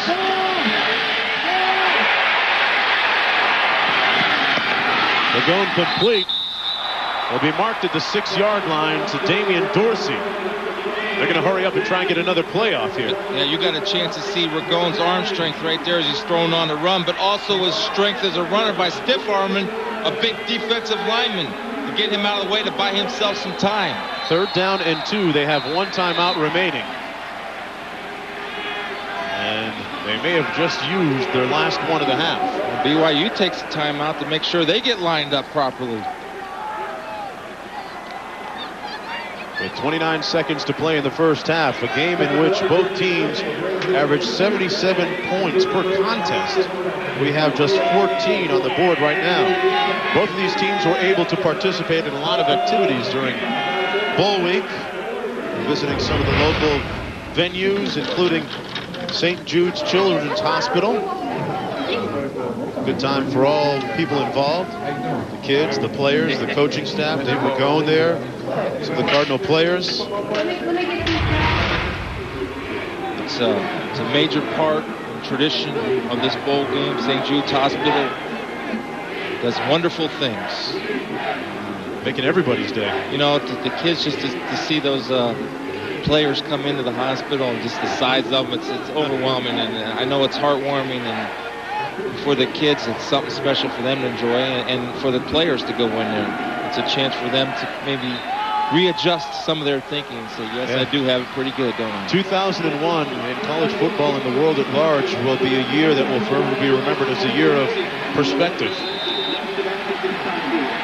3rd down and 2. Louisville with the ball. We're going 3 of 4 on this drive for 31 yards. Yeah, quarterback draw is not a bad option here, Mark, because the clock does stop if he gets the first down. BYU blitzes. They're going to rule it a catch at the 1-yard line to Gent. That'll be a first down for Louisville. The clock is stopped right now with 22 seconds to go in the half. Clock stops with the first down, and Gent's a guy they feel they can win matchups. Right there, Gent coming on the crossing route. Now that time he does a great job of getting his hands underneath. You see the athletic ability of Gent on a little tight end crossing route. That's a heck of a catch, Chris. Yeah, BYU takes a timeout again. Trying to line up correctly, and you talked about Gent, the big tight end, 6'3", 240, as Ragone goes to the sidelines. Look at his ability to get down and make the catch. Yeah, there you go. He gets his hands underneath the ball, and he's beating man-to-man coverage on a defensive back. And, you know, pro scouts love that. They love to see tight ends that can beat safeties, and he had Levi beat by a lot right there. Beat him on a crossing route. Levi, if you're playing man-to-man coverage, especially down on the goal line, you have to give up the inside, make him go the outside because your help is outside in that situation. You cannot give up the inside down on the goal line. You can't be chasing. Take away the inside shoulder and make the hard throw outside. That's a shorter throw inside. Gent, meanwhile, 9.7 yards per reception this year. First team all-conference. Right. Good job, Mark. That's a big stat. That's a big number for Tad. That's almost the first time every time he catches the ball. Croton, meanwhile, 12-1 in his first season, replacing the legendary Lavelle Edwards at BYU. No doubt that he has put his stamp on the program. Mark, talking to him yesterday, he was saying, Coach, what's your New Year's resolution? He says, I don't have one. I want to win this bowl game bad. He referred to all the distractions and some of the activities that surrounded the bowl. He was focused on the game. First and goal for Louisville. Ragone, incomplete. Stops the clock with 17 seconds to go now. Intended for Deion Branch. I like the call, but that's on Ragone because he had Branch open. He threw the ball to the inside. He's lucky that didn't get picked. This ball needs to be thrown to the outside. Lots of Branch. He has to readjust and come bring his hands back inside. That makes it a tough catch. If he were to throw it to the outside, that would be 6 points. It'll be second down and goal. 9th play of the drive. Miller, the lone back. Touchdown, Mattingly.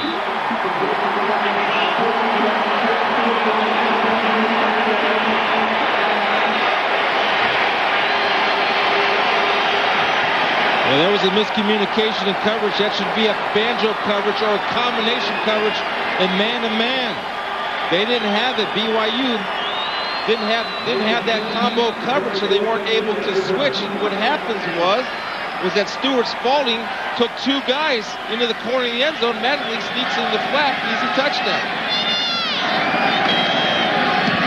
Extra point is good, and the Louisville Cardinals take a 14-7 lead in a defensive struggle here in Memphis, Tennessee. And that was set up by the fake punt, Mark. You take a gamble. Louisville made him pay. That's a turnover. Right here's what I'm talking about. See that? He's taking coverage. Nobody comes out and takes Mattingly. Levi's late getting out to him. He's got to put himself in position of coverage. Sterling Spalding gets out there, takes the coverage away from him. Mattingly sneaks out into the flat. There's nobody on him. You have to have some type of combination coverage down there to help him. Now this was all set up by the fake punt. Nobody on Louisville's fooled. Look at them. They're all running the football. They read the trap blocking. They all run the football. They weren't fooled. I don't mind the gamble. It was a good part of the field, though, to make that choice, right? It's a good part, especially because your defense was playing well at the time. But Louisville made them pay, and that's a well-coached football team. Louisville plays well on special teams. That's a big part of their game. And special teams just isn't about returning.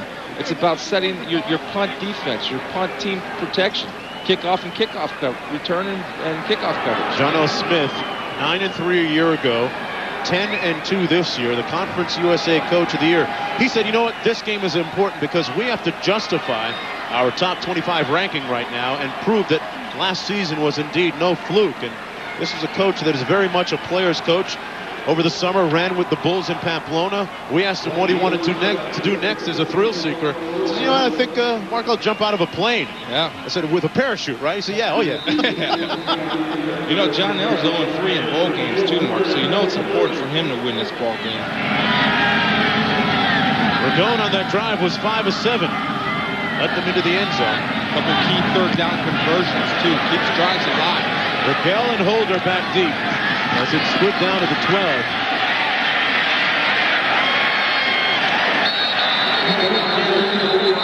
Flag down on the play. Curtis Holder on the return.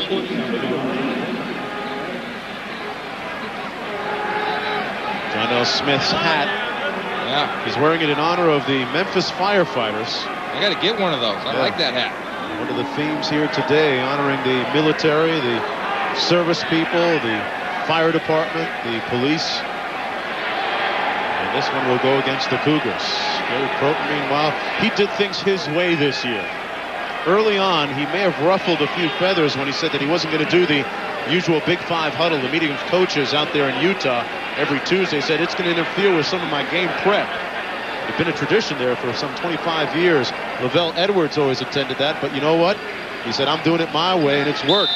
Yeah, they said, if you want to have that meeting, come on over to Pro Bowl and have the meeting. I got work to do. I got to get ready to play football. I like Gary. He's a great guy. Can't argue with 12-1. But right now, his team trails at halftime by a score of 14-7. It's the champs of Conference USA, led by Dave Ragone. His 23 touchdown passes coming in against number 17 BYU. A couple of teams coming off disappointing contests in their last games. Again, set up by that fake punt. 14-7 at halftime. Shootout? Maybe in the second half. What do you think, Reese? You know, maybe so. I thought maybe that Liberty Bowl scoring record would go down. 80 points combined for both teams in the game. But so far, the BYU defense, which we gave it to them pretty good after that performance in Hawaii. They showed up and played well. They were embarrassed in Hawaii, and now they've come to play. Yeah, they had some serious motivation. 14-7 Cardinals up at the break. It's been a big day in college football, not only on the field, but the Fighting Irish have a new head coach, and it's that man, Tyrone Willingham. We will discuss the impact both on and off the field when the College Game Day Halftime Report presented by Dodge comes back.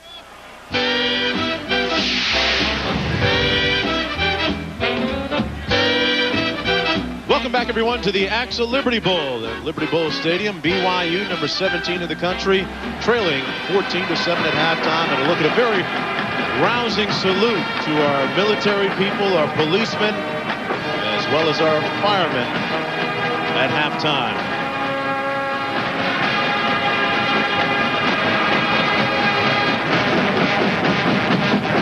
Raising the flag at Iwo Jima there.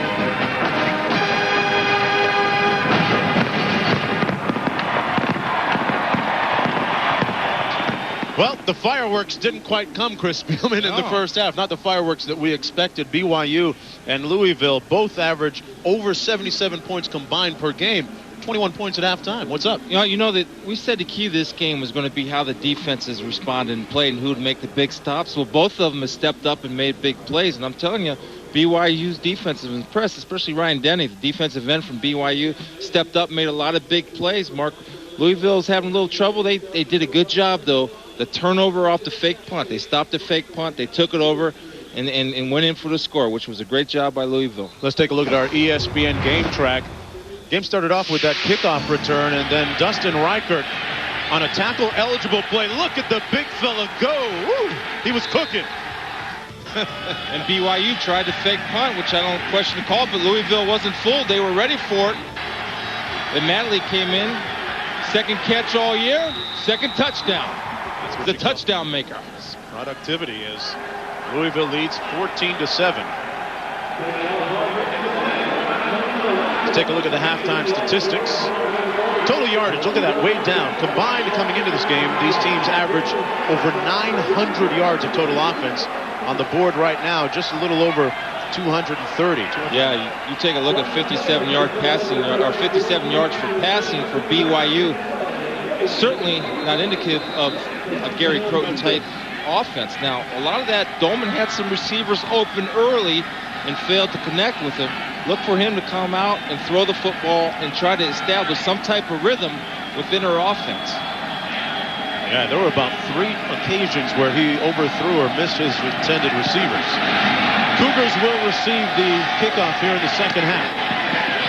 Rigel.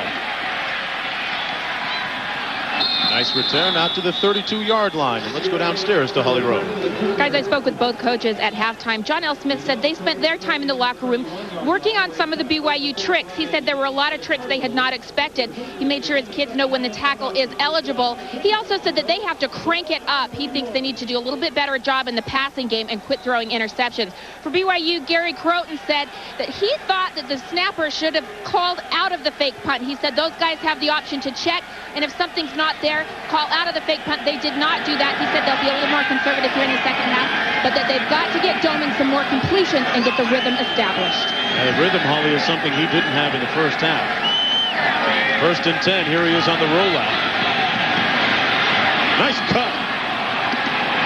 Doman out near the first down at the 41-yard line. He does have the ability to run. Tackled that time by LeFew on the play. Yeah, I like to call Mark White because it's getting him involved in the game right away, especially after a slow first half. When you roll him out and give him the option to run pass, it gives him a decision to make and makes him feel like he's part of it. Now they have to get him throwing the football. Like Coach Croton said, that's who BYU is. That's what their identity is. Sets up a 2nd down and 1. Brandon Doman at quarterback. Celebrated his birthday just a couple of days ago. 2nd down and 1. On the option, Peterson has the first down and then some. Peterson over midfield to the 49 of Louisville. 1st down and 10, BYU. Mark, they can give this play away now. I'm going to tell you why it's given away, because of the difference of alignment between the quarterback and the running back. The quarterback is up, the running back was lined up back, which gives them perfect way to run the option. If you're not knowing what they're doing out of the shotgun, you would think the option was coming. That was a good job of pre-snap alignment by BYU to execute the option. Now Louisville has to be able to recognize that next time they run it. 1st down and 10. On the quarterback draw, and Doman is brought down at the 49-yard line by Dwayne Wright. Dwayne White does a nice job there of playing off his block, securing his position, then getting off the block and making a play. He covered his gap responsibility, but that wasn't enough for Dwayne White. He wanted to make the play. Again, you see Coach Croton trying to get Doman involved with the offense. And the guy that's doing a nice job filling in for the Doak Walker award winner is Peterson. That sure is. He and Stearns and Nielsen going to do it by committee tonight. 2nd down and 10. Wilkerson in motion. There's Peterson. Peterson is tackled at the 47. Number 42, Ronnie Galasha, the corner, coming up on run support. It'll be about 8 yards to go for the 1st down. Louisville came in early trying to run the ball, trying to establish the run. Didn't really get it done in the first half. BYU 80-25 leading in that category. Yeah, again, that's Peterson. And Mark, that was the 2nd time they were in that 13 personnel where they put Snead back at fullback. 13 personnel, 1 back, 3 tight ends. Snead line backed up to fullback, and they're running that off-tackle play. 3rd down and 8 for BYU on its first possession of the 2nd half. Cardinals blitz. Doman complete at the 39 to Need. He's right at the 1st down marker. See what kind of spot they give Big Spencer Need, the 6'4 junior. Mark it just inside the 40 at the 39-yard line. Well, they give him a 1st down. That was a great job, a second effort of knowing where you are in the football field, then reaching that ball out to the sticks. So Spencer Need right here running again. I keep saying this tight end option route is where the tight end has an option of going inside or outside depending on the coverage. Again, Doman does a good job of waiting for his coverage, and here he comes. He secures the catch on the outcut. And look, he knows where those sticks are, and reach that ball out there. That's a nice job of getting every yard you can, every inch you can. And it's a 1st down BYU.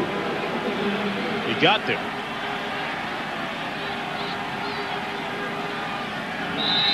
Consecutive 1st downs. Approaching 12 minutes to play in the 3rd period. Backs lining up out of the eye this time. They'll use their tight end and line him up as a fullback. Spencer Need a fullback. A little ISO, a little lead play. Peterson down to the 35-yard line, tackled by Anthony Floyd, the free safety. Yeah, that's the power O play that we talk about, where they're going to pull the backside guard and lead Need on the support player. The backside guard's going to become the lead blocker. But what happened was Patterson saw everything stuffed up, and he's running like a veteran. He cut it all the way back to the backside and got good positive yardage, making something with his vision, because at the point of attack there was no hole. Gives them a 2nd down and 6. They've run the ball 5 times compared to 1 pass on this drive.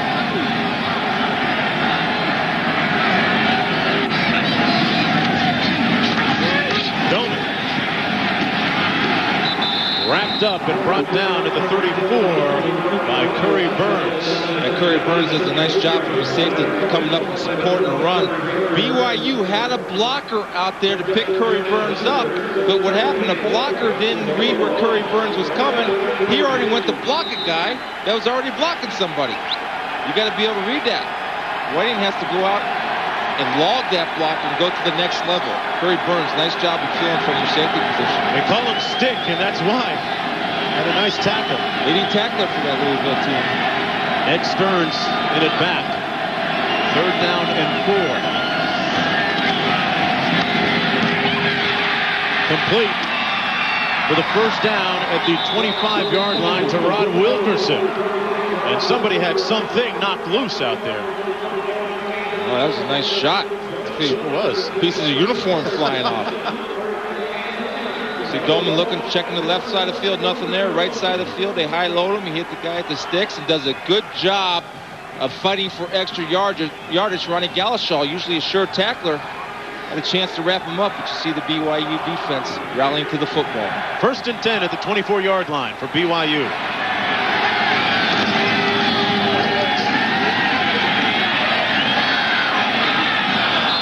Incomplete, intended for Mahe. 2nd down and 10. They took a shot, though. Yeah, they took a shot, but I'm not sure somebody didn't run the wrong pattern there, because normally you don't have 2 guys in the same area. Spencer Need and Mahe were in the same area. You want to have guys spread out, because while you're bringing defenders, when you run 2 guys into one area of the football field, you're also bringing extra defenders.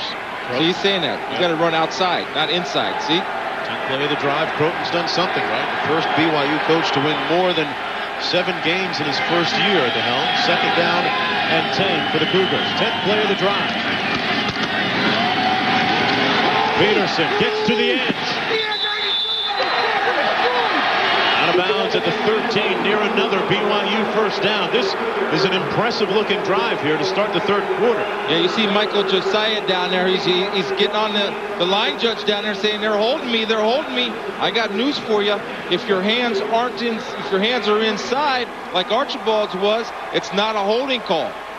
You got to get off that block, because you're the support player or the contained player. What does that mean? Nothing gets outside of you. That's a great job of Archibald sustaining the block. Josiah has to disregard the block and make a play. A bunch formation to the left. Dolman kept it himself. Brought down after a gain of about 1 by Bobby LeFew. Yeah, the reason why they do that, Mark, and they put Peterson out behind the 3 wide receiver side, is to get linebackers out of the middle so they can run the draw. But we have Bobby LeFew. He knows that, so he's not going to get an upfield pass rush. He's going to play more along the line of scrimmage so he can defend the quarterback draw. Peterson, one of the players filling in for Luke Staley, the Doak Walker Award winner and top rusher in the country, not playing in this game. He had ankle surgery just recently and did not make the trip with the Cougars. 2nd down and 10 for BYU. They run the toss into the boundary. And Peterson is brought down at the 11-yard line by Freitag again. Freitag, a former transfer from Sacramento City College. Good speed and a former junior college all-conference player. Yeah, the only senior player on this team. Now they're in an unbalanced line. You'll see the pursuit from Freitag coming, but they have an unbalanced line. They're pulling people around. That's a good time. Josiah, way to come back, and Freitag coming from inside out. But you see Josiah that time didn't get held. He kept one arm free, forced the ball to cut inside. That's what you want to do in your contained player, because your pursuit's coming from the inside. 3rd down and 10. Andrew Orrick split wide to the top of your screen. Look at this big split right here.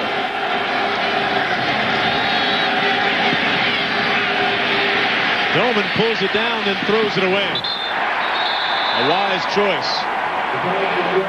He was under duress by Dwayne White coming off the edge. And it'll be 4th down for the Cougars. About 9 to go. Yeah, at first he wanted his tight end, Spencer Need, down the field.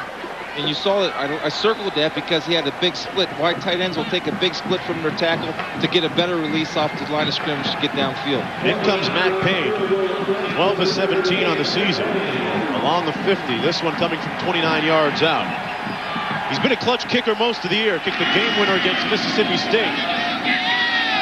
And knocks this 3 through as BYU has cut the Louisville margin to just 4 points.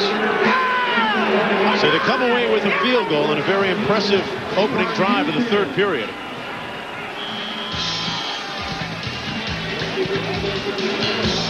Execution. Coach says, yeah, we'll take 3 anytime. We'll be back after this.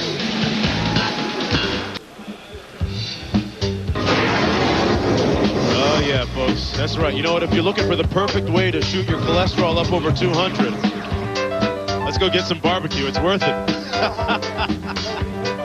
That'll do it. Hey, Mark, that was BYU's 5 plays, their longest drive of the year, 14 plays. Now, 9 runs and 4 passes. Now, that's bizarro BYU.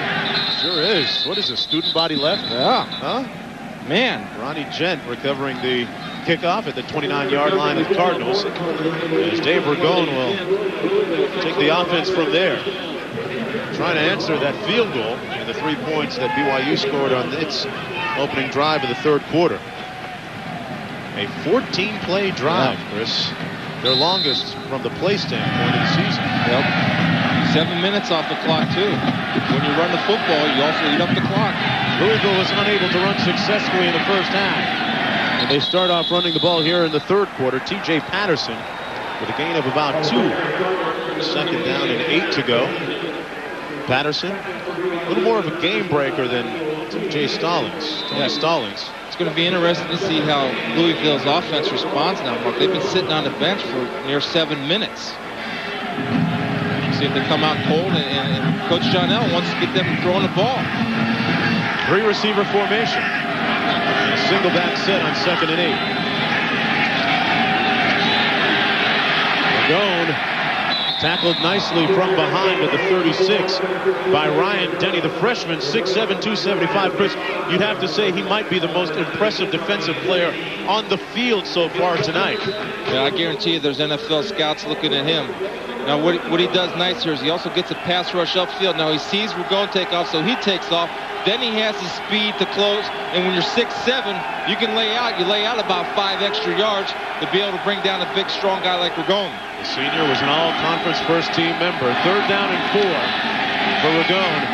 Fires a dart complete to Deion Branch and a first down for the Cardinals. That's a nice catch by Deion Branch and a good throw by Ragone. But what I like is Deion Branch, even though he's got man coverage, he still has the ability to get inside. Ragone goes to the right, then comes back to his left. Looks like Haney could have kind of reached out there and maybe knocked that ball away. He didn't. He kind of pulled up on that. Branch, meanwhile, 4 receptions for 41 yards. First down and 10. A one-handed grab by Branch. And another first down to the 43-yard line of BYU, tackled by Kelly. Branch made up an acronym for the receivers. He said he wants to call the group Afros, America's favorite receivers on Saturdays. Well, and Dave Ragone knows to go to Americans' favorite receivers, especially when America's favorite receiver on Saturdays is covered by a middle linebacker. You can't run with a middle linebacker from 260 pounds. It's tough to catch up with Deion Branch in a crossing route. They run it this time is Patterson after that gain of 13. Patterson still on his feet through the tackle of Staley. And another Louisville first down, running the ball successfully that time. Well, tonight at 7:30 Eastern, Capital One Bowl Week continues on ESPN with the Chick-fil-A Peach Bowl. North Carolina against Auburn. That's at 7:30 Eastern time on ESPN. A pickup of 17 yards that time by T.J. Patterson. Running the ball, throwing the ball on this drive all the way down to the 26. A drive that started at their own 29-yard line. It's a physical run, too. He ran right through Staley.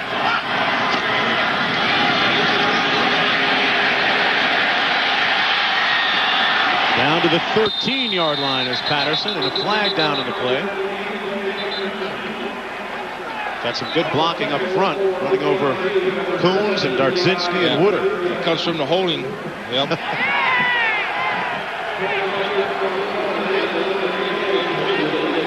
Louisville coming into this game with a record of 10-2, 6-1 in conference play.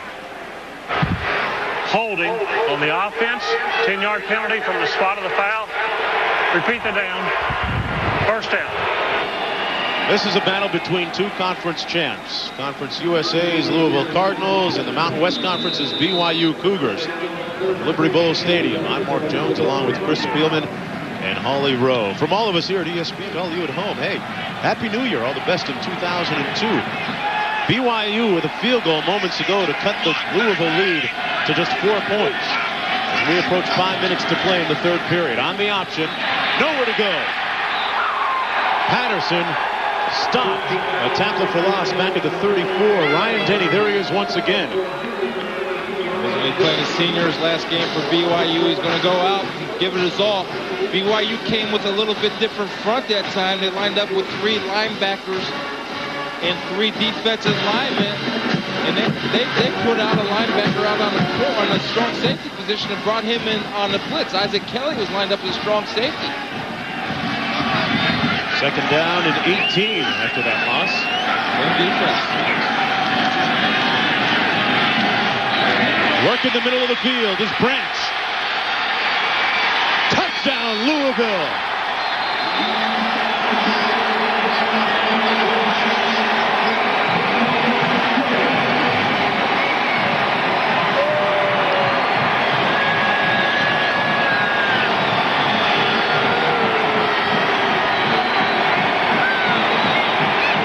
Mark, I just told you that they had Isaac Kelly, the linebacker, lined up as a safety over the number 2 receiver. Well, they saw that in the press box, and so they go and attack that. What Isaac Kelly did, he let Deion Branch inside work across the field. You can't let him inside if you're covered down on the number 2 receiver, the inside receiver. Remember that acronym that Branch made up, AFROS. America's favorite receivers on Saturdays. It may not be a Saturday, but you know what? He was the favorite receiver on that play and on that drive as the Louisville Cardinals have increased their lead to 11 points. Deion over the middle, branching out, reaching out, and running into the end zone. We'll be right back after this. ESPN's exclusive presentation of the 2001 AXA Liberty Bowl is brought to you by FedEx, ground, international, online, or express. Don't worry, there's a FedEx for that. And by the all-new 2002 Buick Rendezvous. It's all good. Back here in Memphis, it's 21-10, Louisville. The Cardinals losing their lead just moments ago. Deion Branch hauling in the touchdown pass from Dave Ragone. Well, each team able to score on their respective first drives of the third period. You'd have to figure it was important for Louisville to answer the BYU score. Raquel. Nice kickoff for Tarrant out near the 40 at the 38. Galashaw making the stop. There you go, Mark. Here's the touchdown. You'll see Deion Branch right here. He's going to work inside. Now, if you're this guy right here, you can't let him inside because your help's right there with the safety. You see it right here on the snap of the football. There's the play. And right here, he gets inside. Now, he needs help from his middle linebacker if he does get inside. This guy has to, when that guy crosses, that guy has to get depth. If he doesn't get depth, you get in trouble, and Deion Branch goes. There's another funky formation by the Cougars.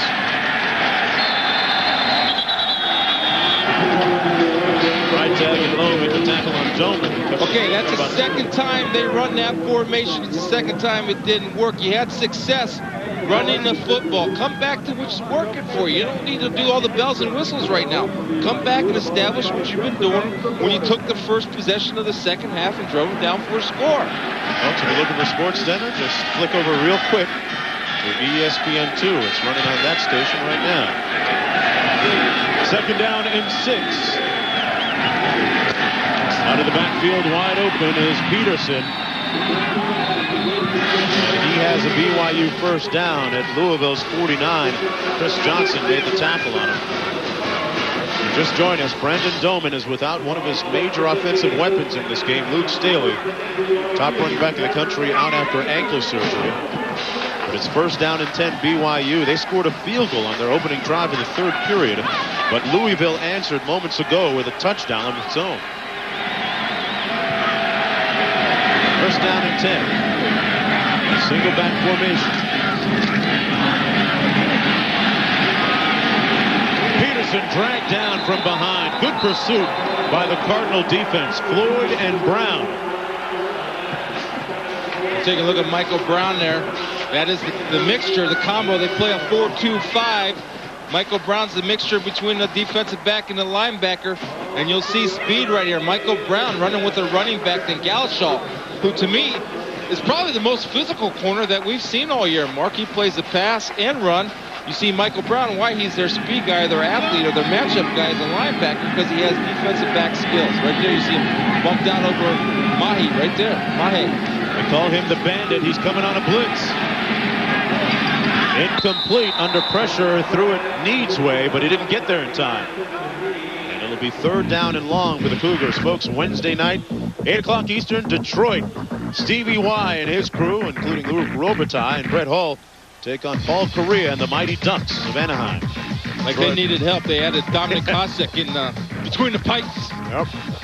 Dominator stopping everything coming his way. 8 o'clock Eastern time. Third down and 12. They're 50% on third downs tonight.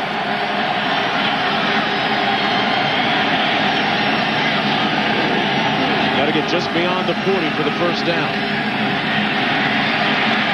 Doman complete at the 34-yard line to Andrew Ord, the 6'2 junior.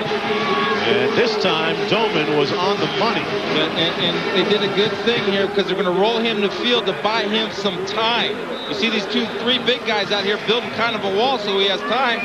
It comes back to secondary receiver Ord coming from across the field, not giving up on the route. Doman knowing the offense, knowing that his boy Ord's going to be in the middle, and Ord does a good job of catching that football and holding on to it after taking a shot from Curry Burns. This time it's Need and Peterson split backs. Peterson wrapped up immediately the 33-yard line by Anthony Floyd, who a year ago tied for the D1 lead with 10 interceptions on the season.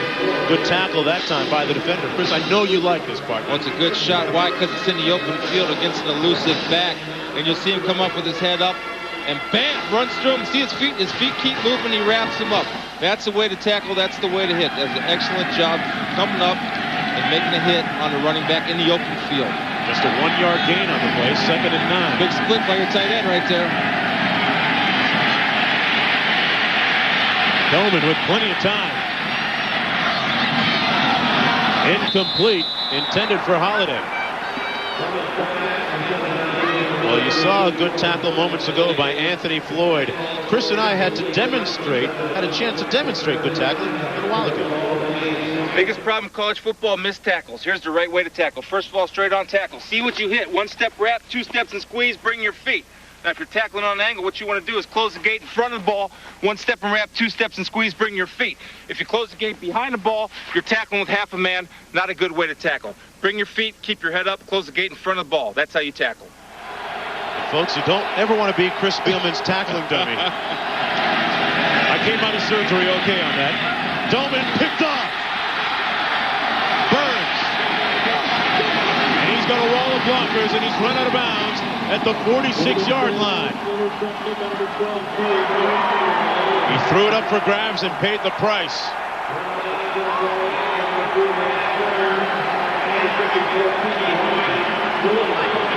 And Louisville came with a zone blitz right here. You see Michael Brown coming off the corner. Lee coming from his linebacker position. Just overthrows an open man. They call him Stick because the way he hits. Well, that time it stuck right in his arms. We'll be right back. Back here in Memphis, Tennessee, I'm Mark Jones along with Chris Spielman. Holly Rowe down in the field. Chris, we saw the tackling demonstration moments ago. My shoulder's still back in its socket. But this is a game that has been defined by the defenses so far. Yeah, it has. And surprisingly, we were expecting a shootout, but both defenses have played well. Louisville has two turnovers, and BYU has 1. Both defenses are stepping up to the challenge, Mark. There's a look at Burns, who made the interception to give Louisville the ball. Now they run a little gadgetry. Parker on the reverse. Tackled at midfield, a gain of about 3 on the play. Total of 3 turnovers in the ball game so far. For Luke Staley, one of them coming from BYU. Check that. 2 coming from BYU, 1 from Louisville. That was a tight end throwing the attempted pass, and the last one just moments ago.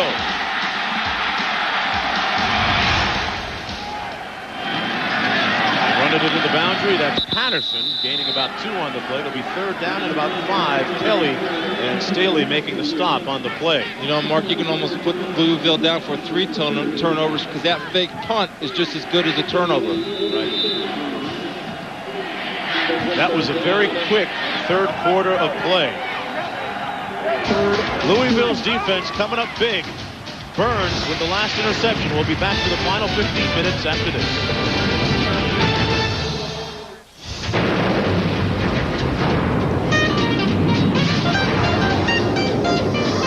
Welcome back, everyone, to the AXA Liberty Bowl. At stake tonight, the AXA Cup of Excellence. And right now, Louisville leads BYU 21-10. There's a look at the trophy, the hardware that they're playing for. Louisville with the ball, 3rd and 3, complete. Branch. Check that. Dorsey with the first down to the 29-yard line. Let's take a look at our ESPN game track. As Damian Dorsey gets the first down for the Cardinals. Justin Reichert on a tackle-eligible play, had a 10-yard touchdown run, and then Ragone over to Deion Branch for the touchdown to answer BYU's score. Branch has 88 reception yards in the TD. There's Reichert. Big rumbling, stumbling, tumbling. Big interception by Burns. 3 turnovers in the ball game. And now Tony Stallings in it back. This is Stallings. Stopped up at the line of scrimmage. Let's check in with Reese in the studio. All right, Mark, Silicon Valley Classic. Remember earlier this year, Central Michigan blocked 4 of Craig Jarrett's punts. Fresno State against Michigan State blocked. Another breakdown in the kicking game. Fresno in business, and from there, Paris Gaines would take over. The blocked punt was returned. Paris Gaines got some little flip from David Carr and going in to make it 37-35, but Michigan State now has it on the 1. All right, Reese, and Gent makes the catch. Touchdown, Cardinals. Ronnie Gent running through would-be tacklers.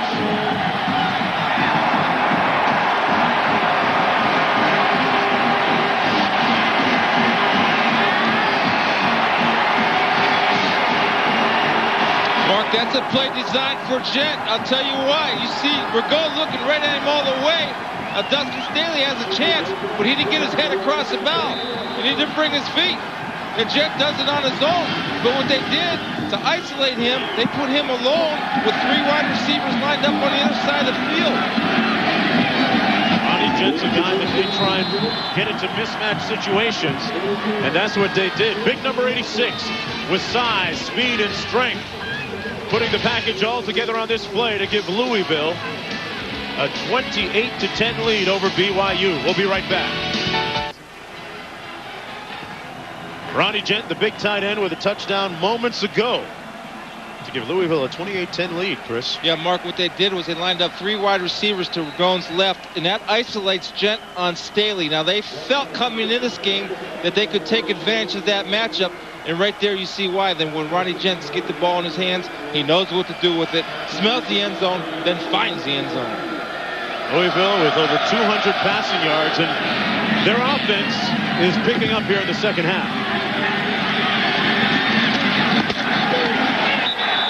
And the defense and special teams is picking up the hitting. Curtis Holder on the return, and he got stopped dead cold just beyond the 20 at the 21-yard line.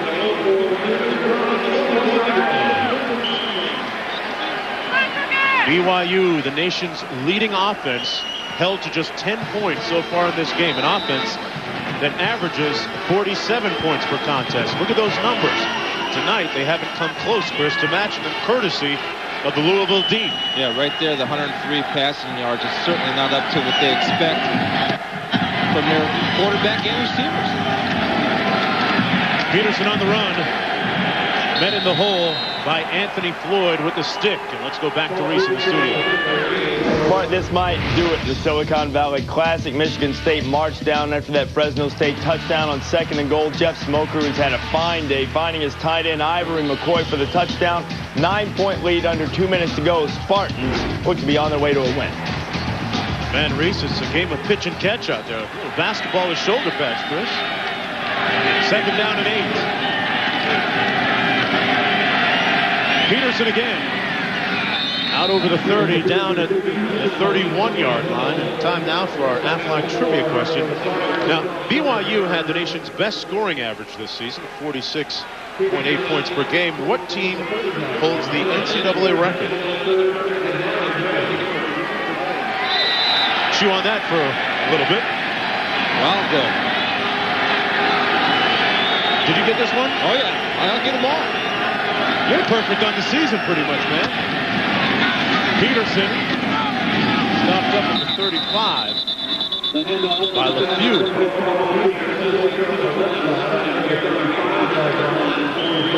But he gets the first down for the Cougars. You know, BYU coming into this game is coming off a big loss against Hawaii. And head coach Gary Crowton's crew is going to hear a lot of criticism if they don't win this game and silence some of their critics out there that said, you know, that 12-1 is a little, you know, suspect and spurious because of the fact that the competition level wasn't all that tough. Yeah, at one point, Peterson again on the run, brought down shy of the 35 at 34 by Chad Lee. But getting back to that point, Chris, there's a lot of cynics about BYU's record. There is, and this was a chance for BYU to come in here and beat a quality team like Louisville, who was the Conference U.S. champions, with a good quarterback, good offense, good defense, and they've been kind of silenced. But the one thing, Mark, 4 plays for BYU this drive, 4 running plays. It's not the BYU that you're used to seeing. And eventually they got to look at the clock and say, okay, boys, we got to start throwing the football because we're 18 down. 2nd down and 10.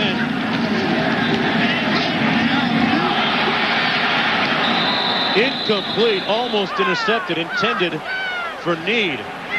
And Rigel went off his hands as well. Yeah, Rigel has a chance to make the catch. You got to make it, especially if you want to try to mount a comeback.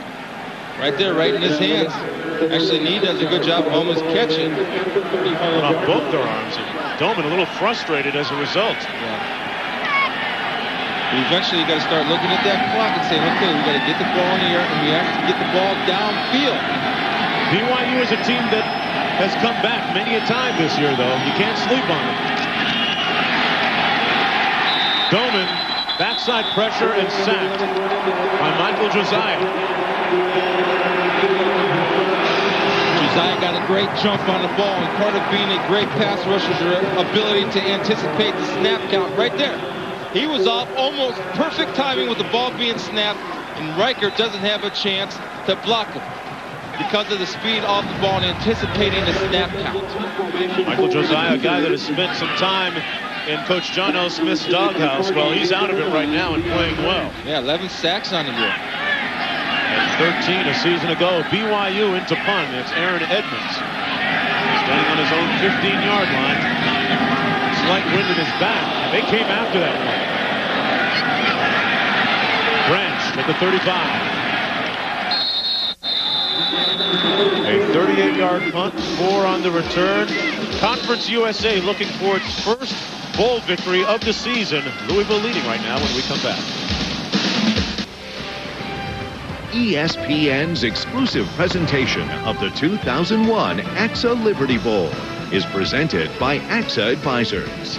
AXA Advisors, building futures. And in part by Optima Batteries, the ultimate power source. Visit OptimaBatteries.com for a dealer near you. Well, Beale Street's going to be bouncing tonight, that's for sure. In the shadows of Elvis.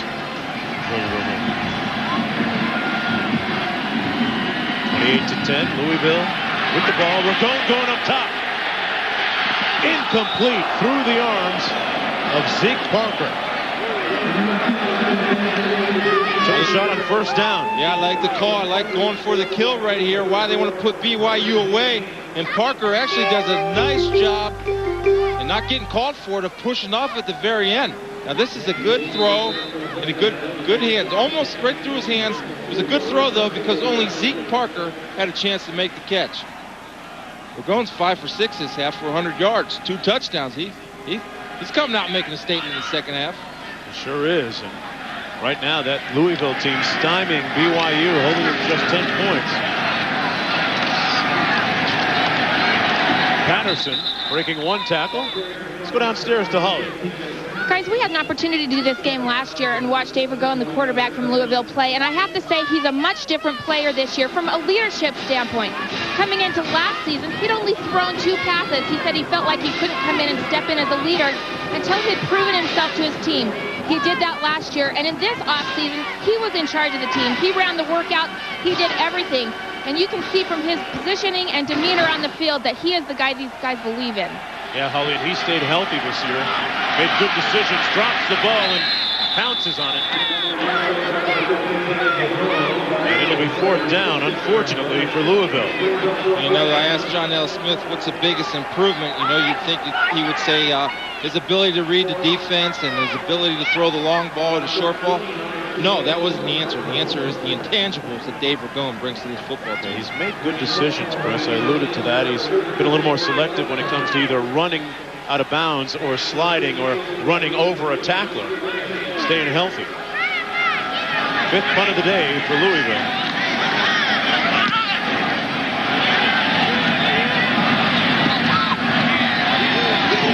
They get a good bounce all the way down to the 19-yard line. Brandon Doman and BYU 81 yards away from the end zone after that 45-yard punt. They've got 9:53 to get with the program.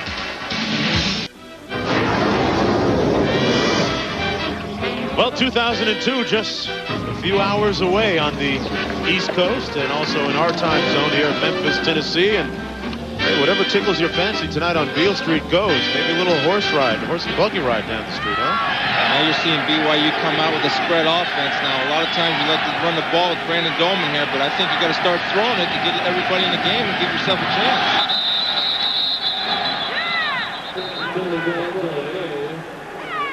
You know, since the early part of the ball game, Louisville hasn't been victimized by a lot of penalties like they did early.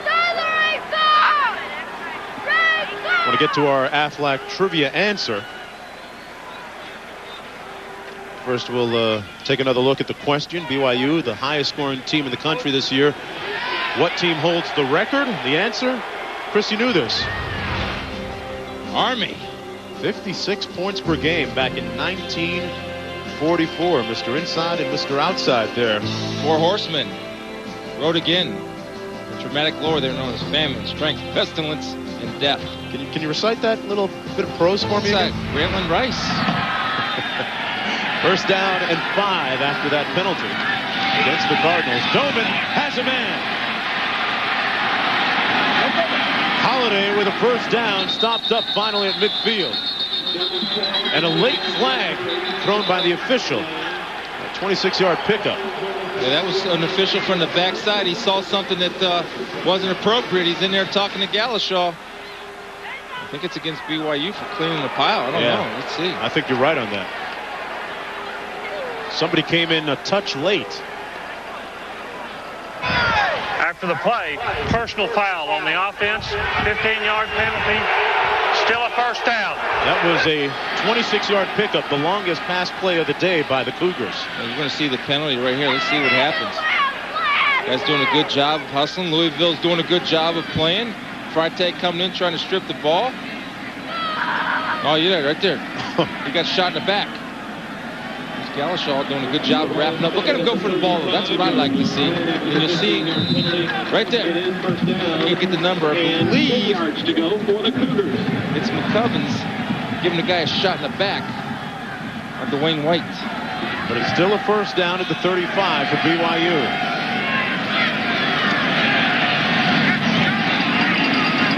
Complete out to the 41-yard line, the tight end, Spencer Need. And folks, don't forget more college football coming your way tonight. 7:30 as Capital One East Bowl Week continues on ESPN with the Chick-fil-A Peach Bowl. North Carolina taking on Auburn. That's at 7:30 Eastern time on ESPN. What, 25 minutes from now. Kickoff. 2nd down and 5. Cardinals coming with a blitz. Incomplete by inches, intended for Peterson. And once again, Doman's night has been characterized by some near misses. He was under pressure that time from Michael Brown right there, 35. Yeah, Mark, this is a Sam and Mike blast. What I talk about, they're bringing the zone blitz from the top side of the field, and you have Dwayne White out there trying to cover Peterson. The problem is Doman is not reading the blitz from the strong side, understanding that the weakness of that blitz zone coverage is to the backside flat where you have a defensive end trying to cover it back. He's got to see it and deliver the ball to the weak part of the defense. He's not doing that. It's a game of adjustments, and Doman didn't make it on that play. 3rd down and 5 for BYU.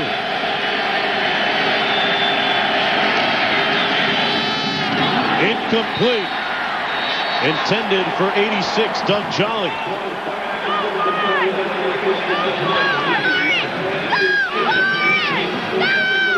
And it's 4th down for the Cougars. I think there's no question we got to go for it. Yeah, 8:46 to go in the ball game. And BYU, the nation's leading offense, being held in check right now by that Cardinal D to just 10 points. Brandon Doman on 4th down and 5. On the season, they're tops in the conference, 16-21, but 0 for 1 today. That was on the fake.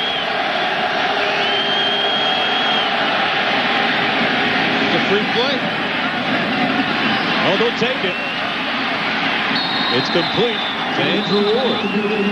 Now, if it's against Louisville, that'll be a 1st down for BYU.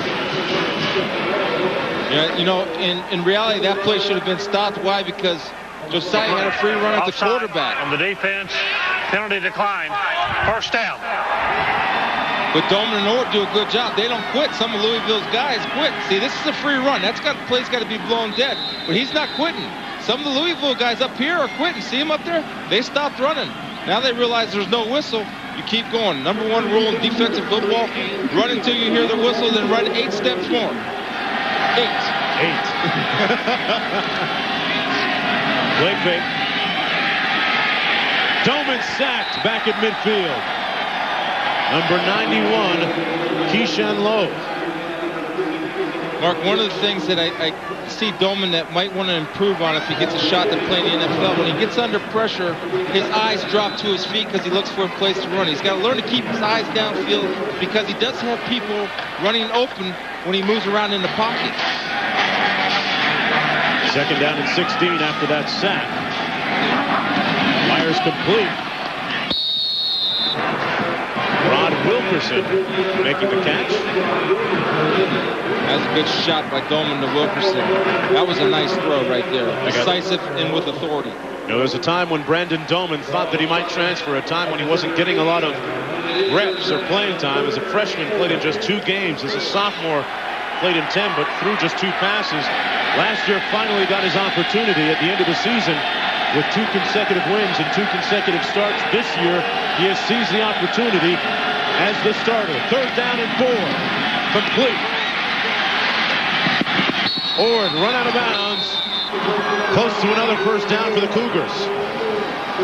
Now, I'm sure this is the tempo that BYU wish they would have operated it at least at the beginning of the 2nd half. And what they did was they came out and started the 4th quarter and ran 4 straight running plays. This is how they operate. They have a lot of scores with only the last 2 minutes. And I think 14 scores that were minute drives. So they know how to score in a hurry if they have to. The clock becoming their enemy, though, as they trail by 18. 1st down and 10. 12 to 22.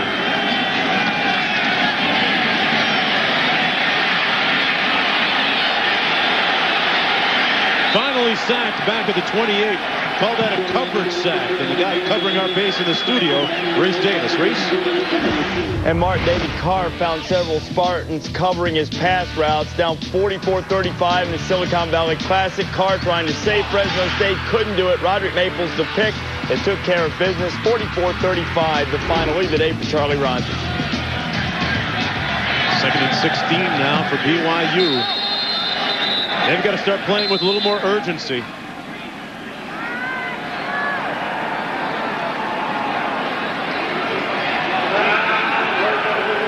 Charge timeout. Louisville burning its first time out of the half.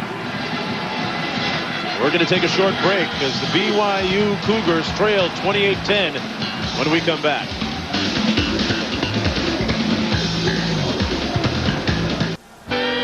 We're here at the Liberty Bowl Stadium for the AXA Liberty Bowl. Number 17 BYU trailing number 22 Louisville out of Conference USA. This is a battle of two conference champs. I'm Mark Jones along with Chris Spielman and Holly Rowe. And hey, Chris, I want to wish you and Holly a happy new year in 2002. It's been a great ride this year. It's been a lot of fun, man. Second down and 16 for the Cougars. Big split. Watch that tight end right there. I'm gonna look for him. There he goes. Incomplete and almost intercepted as the strong safety Burns came over and almost had his second pick of the night. Okay, now do you see his face and say what he's doing? What are you doing? The tight end was supposed to run to the corner, and he did not run to the corner. You see it right here. I told you they were going to go to the tight end because of the split. See, go to the corner, and Need didn't run to the corner. He ran to the post. Why you wanted to go to the corner? Because the safety was sitting inside, so when you run your route down the field, or that was Jolly, he wants him to break it away from the safety. That's where Dolman threw the football, away from the safety, where he thought his guy would be. Chris, this is the 11th play of the BYU drive, 3rd and 16. Dolman looks to throw it back, and he's sacked by Dwayne White, the Conference USA Defensive Player of the Year. It's 4th down and long.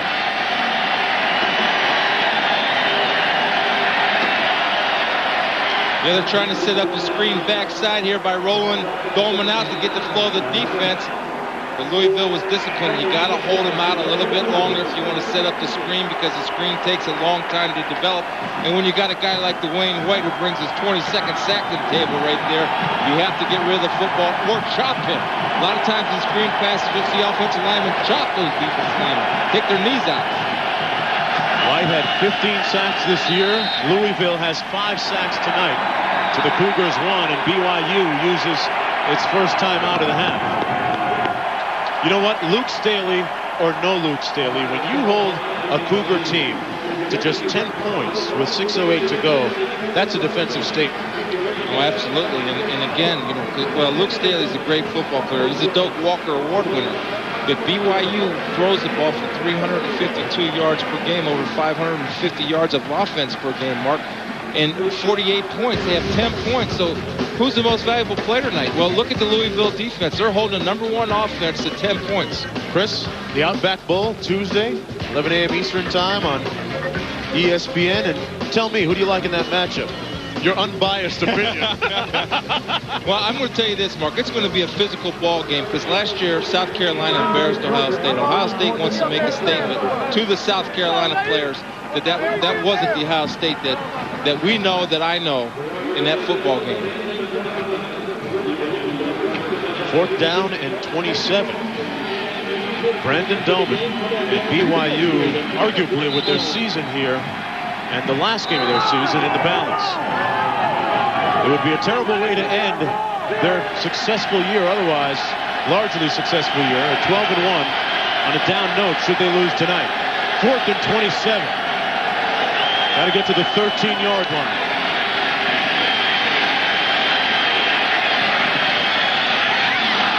Incomplete, and the Cardinals will take over on downs with 6 minutes to go.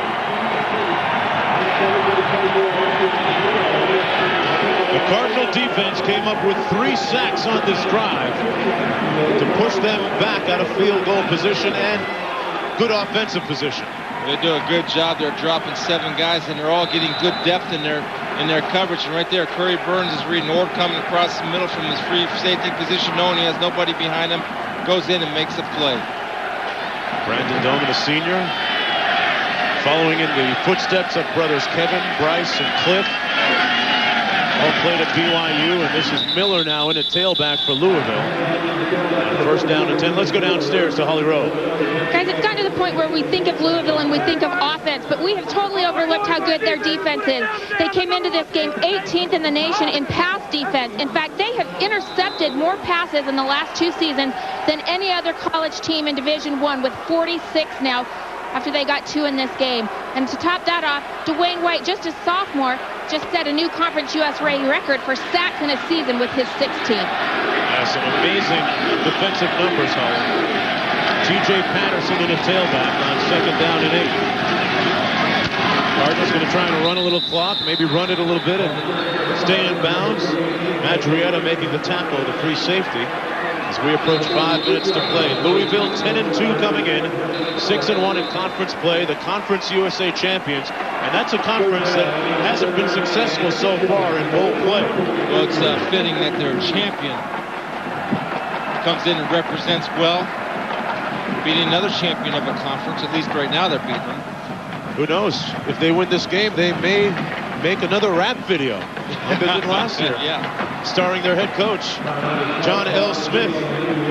And Mark Hawley makes some great points about this Louisville defense. The other point you want to make, in the second half, they've only given up 72 points the whole year in the second half.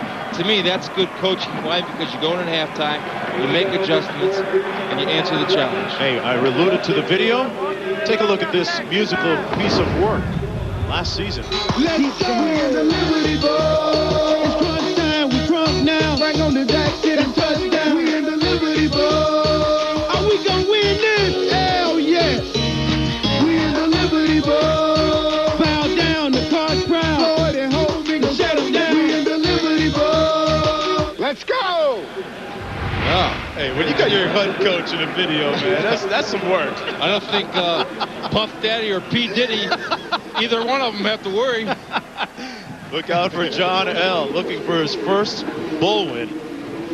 After 3 consecutive losses in the Motor City Humanitarian last year's Liberty Bowl, they lost to Colorado State in a very close game.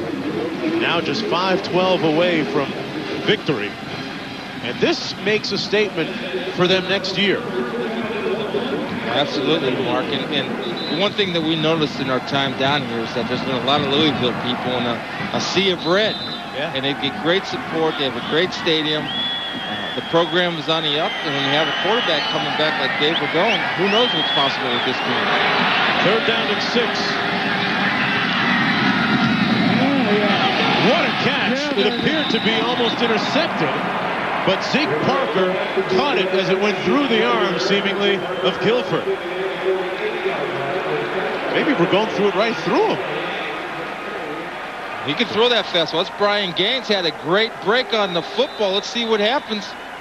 Yeah, he just misses the ball. Brian Gaines thinking, I got 6 points. Now don't throw your hands up. Turn around and go make a play. Now Zeke Parker, that's great concentration of catching that football when you don't even see the ball coming. Brian Gaines, after you miss the interception, turn around and go make a tackle. Don't get frustrated because you missed the play. Go make a play. 1st down and 10. Clock running. Louisville with the ball. Patterson stays in bounds. Gains about 2 on the play. You know, John L. said something pretty important. When I asked him what was the special part of this season for him, he said that he's really proud of the fact that his coaches were tested and they responded and they found different ways to win in light of some of the injuries that they were presented with. And they responded as players as well, and they took everybody's best shot as defending conference champs. You know, when you're conference champs, everyone's gunning for you, and they came up well and faced adversity and reacted well to it. That's right, Mark. Anytime you play a conference game and you're conference champions from the previous year, you are going to take your opponent's best shot. And it's a credit to him, it's a credit to those players to come back and repeat. That's very difficult to do, no matter what sport, what conference, or where you are. To repeat as conference champions is something that should be credited to John L. and his staff. Well, folks, today's telecast of the 2001 AXA Liberty Bowl being seen live around the world by U.S. servicemen and women and their families through the facilities of the American Forces Radio and Television Service. And, hey, from all of us at ESPN, I'd like to shout out a Happy New Year to all our guys overseas and domestically, protecting all of our interests very unselfishly and selflessly. They always get a winning performance, man. You got a New Year's resolution, Chris? Yes, I do. What is it? Get warm, first and foremost. I keep it simple at first. 4:35 to go in the fourth. Ragone to pass. On the waggle, wide open, is tight end Gent. Staying in bounds at the 28-yard line. Heaney made the tackle on the play. Remember, folks, coming up as Capital One Bowl Week continues, it's the Chick-fil-A Peach Bowl as North Carolina takes on Auburn. North Carolina finished the season very strongly after stumbling out of the gate. 4:26 to go. I'm Mark Jones along with Chris Spielman and Holly Rowe. First down, Louisville. Team coming in this game 10-2 overall. Looking for their 11th win of the season and looking for their first bowl win in the last 4 tries. Those Louisville people at our hotel are going to raise some John L. tonight. Yes, they will. Really great job when coming out. Dave Ragone coming out the second half, pretty much dominating the football game. Yeah, he's 7 of 8 passing for 126 yards and a couple of touchdowns. Weaving his way between the tackles is Patterson. Tackled by Francisco. Yeah, we're going to have a 15-yard penalty here on Louisville. A little late hit in the back.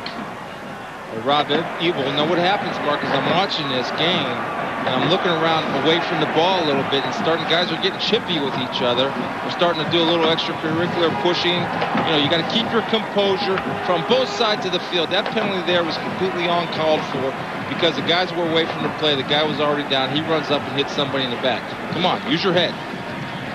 Play clean football. As one of the products of youth, sometimes a little over-exuberance.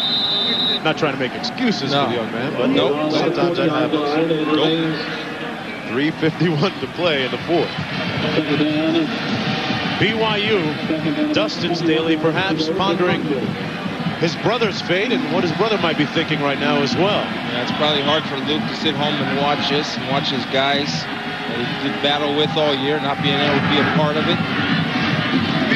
This is Patterson. They'll be happy to just burn some clock right now with 3:27 to go. Keisel making the tackle on the play. And another flag. Yeah, they're getting chippy. This is ridiculous. Now, you got to, if you're the referee, go to both coaches and tell them to cool it. It should be easy in this weather. Or a leader on that football team's got to step up and say, look, enough's enough, boys.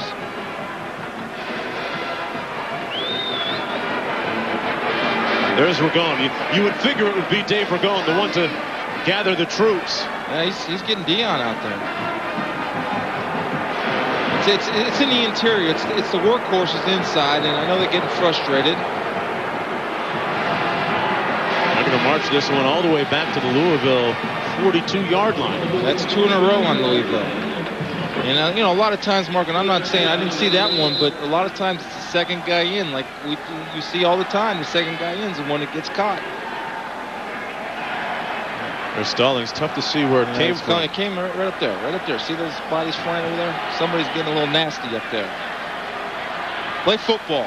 Line up and play. Now's not the time to prove how tough you are. 3rd down in Nashville to go.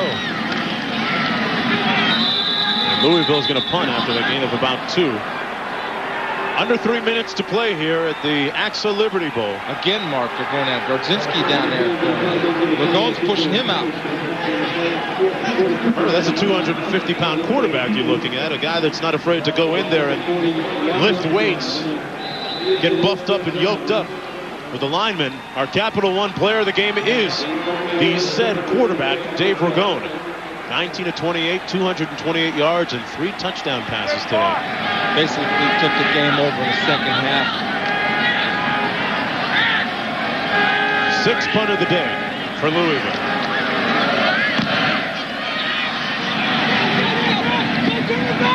Rock it down to the 22 where it's down. A 36-yard punt, nothing on the return. Holly Rowe, what do you got? Back in 1998, when BYU came to the Liberty Bowl last, we met a young man who was suffering from leukemia. Harris Jones, 130 pounds at that time. You were totally bald, but you've made a complete recovery thanks to St. Jude's. And you said that BYU team really motivated you and helped you in your recovery. Yes, that year, March State played BYU, and it's just a good motivation for me to get myself back on track as far as my comeback and just outlook on life, knowing that just seeing the football game, because like I said, I was in the hospital for so long, and just sit there and just to be back on the field and seeing it, you know, a great experience to really help me out. You spoke at the banquet, and Brandon Doman also spoke. He said he had taken some real inspiration from your words. Yes, he and I both spoke afterwards, and he mentioned things at the banquet about college athletics and how guys should act on and off the field, and he's a good guy, and I wish him the best of luck. Thank you, and we're so glad to see you here. We look forward to seeing you every year. Makes you, we know that you made it. Thank you, Harris. Thank you. Mark, back to you. All right, Holly, great, wonderful, poignant story, and really shows you that miracles can happen. An interception on the play by Chris Johnson, and that should just about do it for the Louisville Cardinals. There's a look at Harris, now the Murray State quarterback, and that's what he looks like now. I alluded to miracles happening, things turning around for the better. There's a look at what he was back in 1998, just 136 pounds. Yeah, you know, and amazing recovery, Chris. You're grateful for places like St. Jude, and anytime a person overcomes cancer, it's an inspiration. I'm glad he's able to do that and resume his playing career. Not only that, which is not the most important thing, but to resume his life, which is the most important thing. And, while we're thinking about miracles in life and good things that we're blessed with, I want to say Happy New Year to my family. Watching in Toronto and down in Miami, my wife Sarah and children. Yeah. I guess now I got to say Happy New Year to mine. Well, my three the pressure's kids. on. Macy, Madison, Noah, my beautiful wife Stephanie, who's going to be a torch carrier, by the way, when I get home. There you go. Olympic torch carrier, so I'm excited to watch that. So she's the real athlete in the family. Is that what you're trying to say? She is. There you go. She got all the looks too. And Holly Rowe, Happy New Year to you too, down there on the sidelines. I want to say thanks to everybody in the truck as well, our producer Brian Carter, our director Bob Frederoli, and there's the Gatorade shower. Oh, a little icy. Coach got to put a helmet on. He wants that fire to work on his hat. Say thanks to our stat man Steve LeBeau and our spotter Seth Jacobson, and everybody else behind the cameras that are extremely talented that folks you never get a chance to see. They are the ones that all make it happen. It's been a great year. They've done a great job. Made it easy for me my first year on the job, Mark. Dave Ragone taking a knee. Louisville Cardinals will finally snap their bowl losing streak, and John L. Smith will get his first one as head coach at Louisville. I know he's happy for his seniors. The number 22 ranked Louisville Cardinals defeat the highest scoring team in the nation from BYU. They are the 2001 AXA Liberty Bowl champions. And Dave Ragone, our AXA and Capital One player of the game. And downstairs to Holly Rowe. Coach John L. Smith, you had not won a bowl game. How does it feel to get your first win in the postseason? Well, I tell you what, I'm so happy for our kids. It's more about them than about us as coaches. But our program needed this, and our kids played hard. I'm proud of them. Your defense was tremendous. I know the offense gets all the credit, but say something about how your defensive effort paid off. Well, and that was our thought going into the game. Whoever plays the best defense is going to win. And we played great defense today. Those kids played their hearts out. They got them on the ground. And I don't know, you hold BYU to 10 points. We did some things right. You said that this could help prove that your last year's season 10-2 was not a fluke. What do you think? Well, it's not a fluke, and we just have to build on this from here on out. It's great for our program. I couldn't be happier. Thank you, Coach. Oh! Back to you, Mark. Holly, I'm not sure what happened to you down there on the screen, but make sure you get back to the truck okay. I hope you didn't get hit with the Gatorade shower. Final score once again, Louisville winning 28-10. Capital Bowl Week continues. North Carolina, Auburn coming up next. From all of us here at ESPN, for Holly Rowe and Chris Billman, I'm Mark Jones. Reese, hey, Happy New Year. Happy New Year.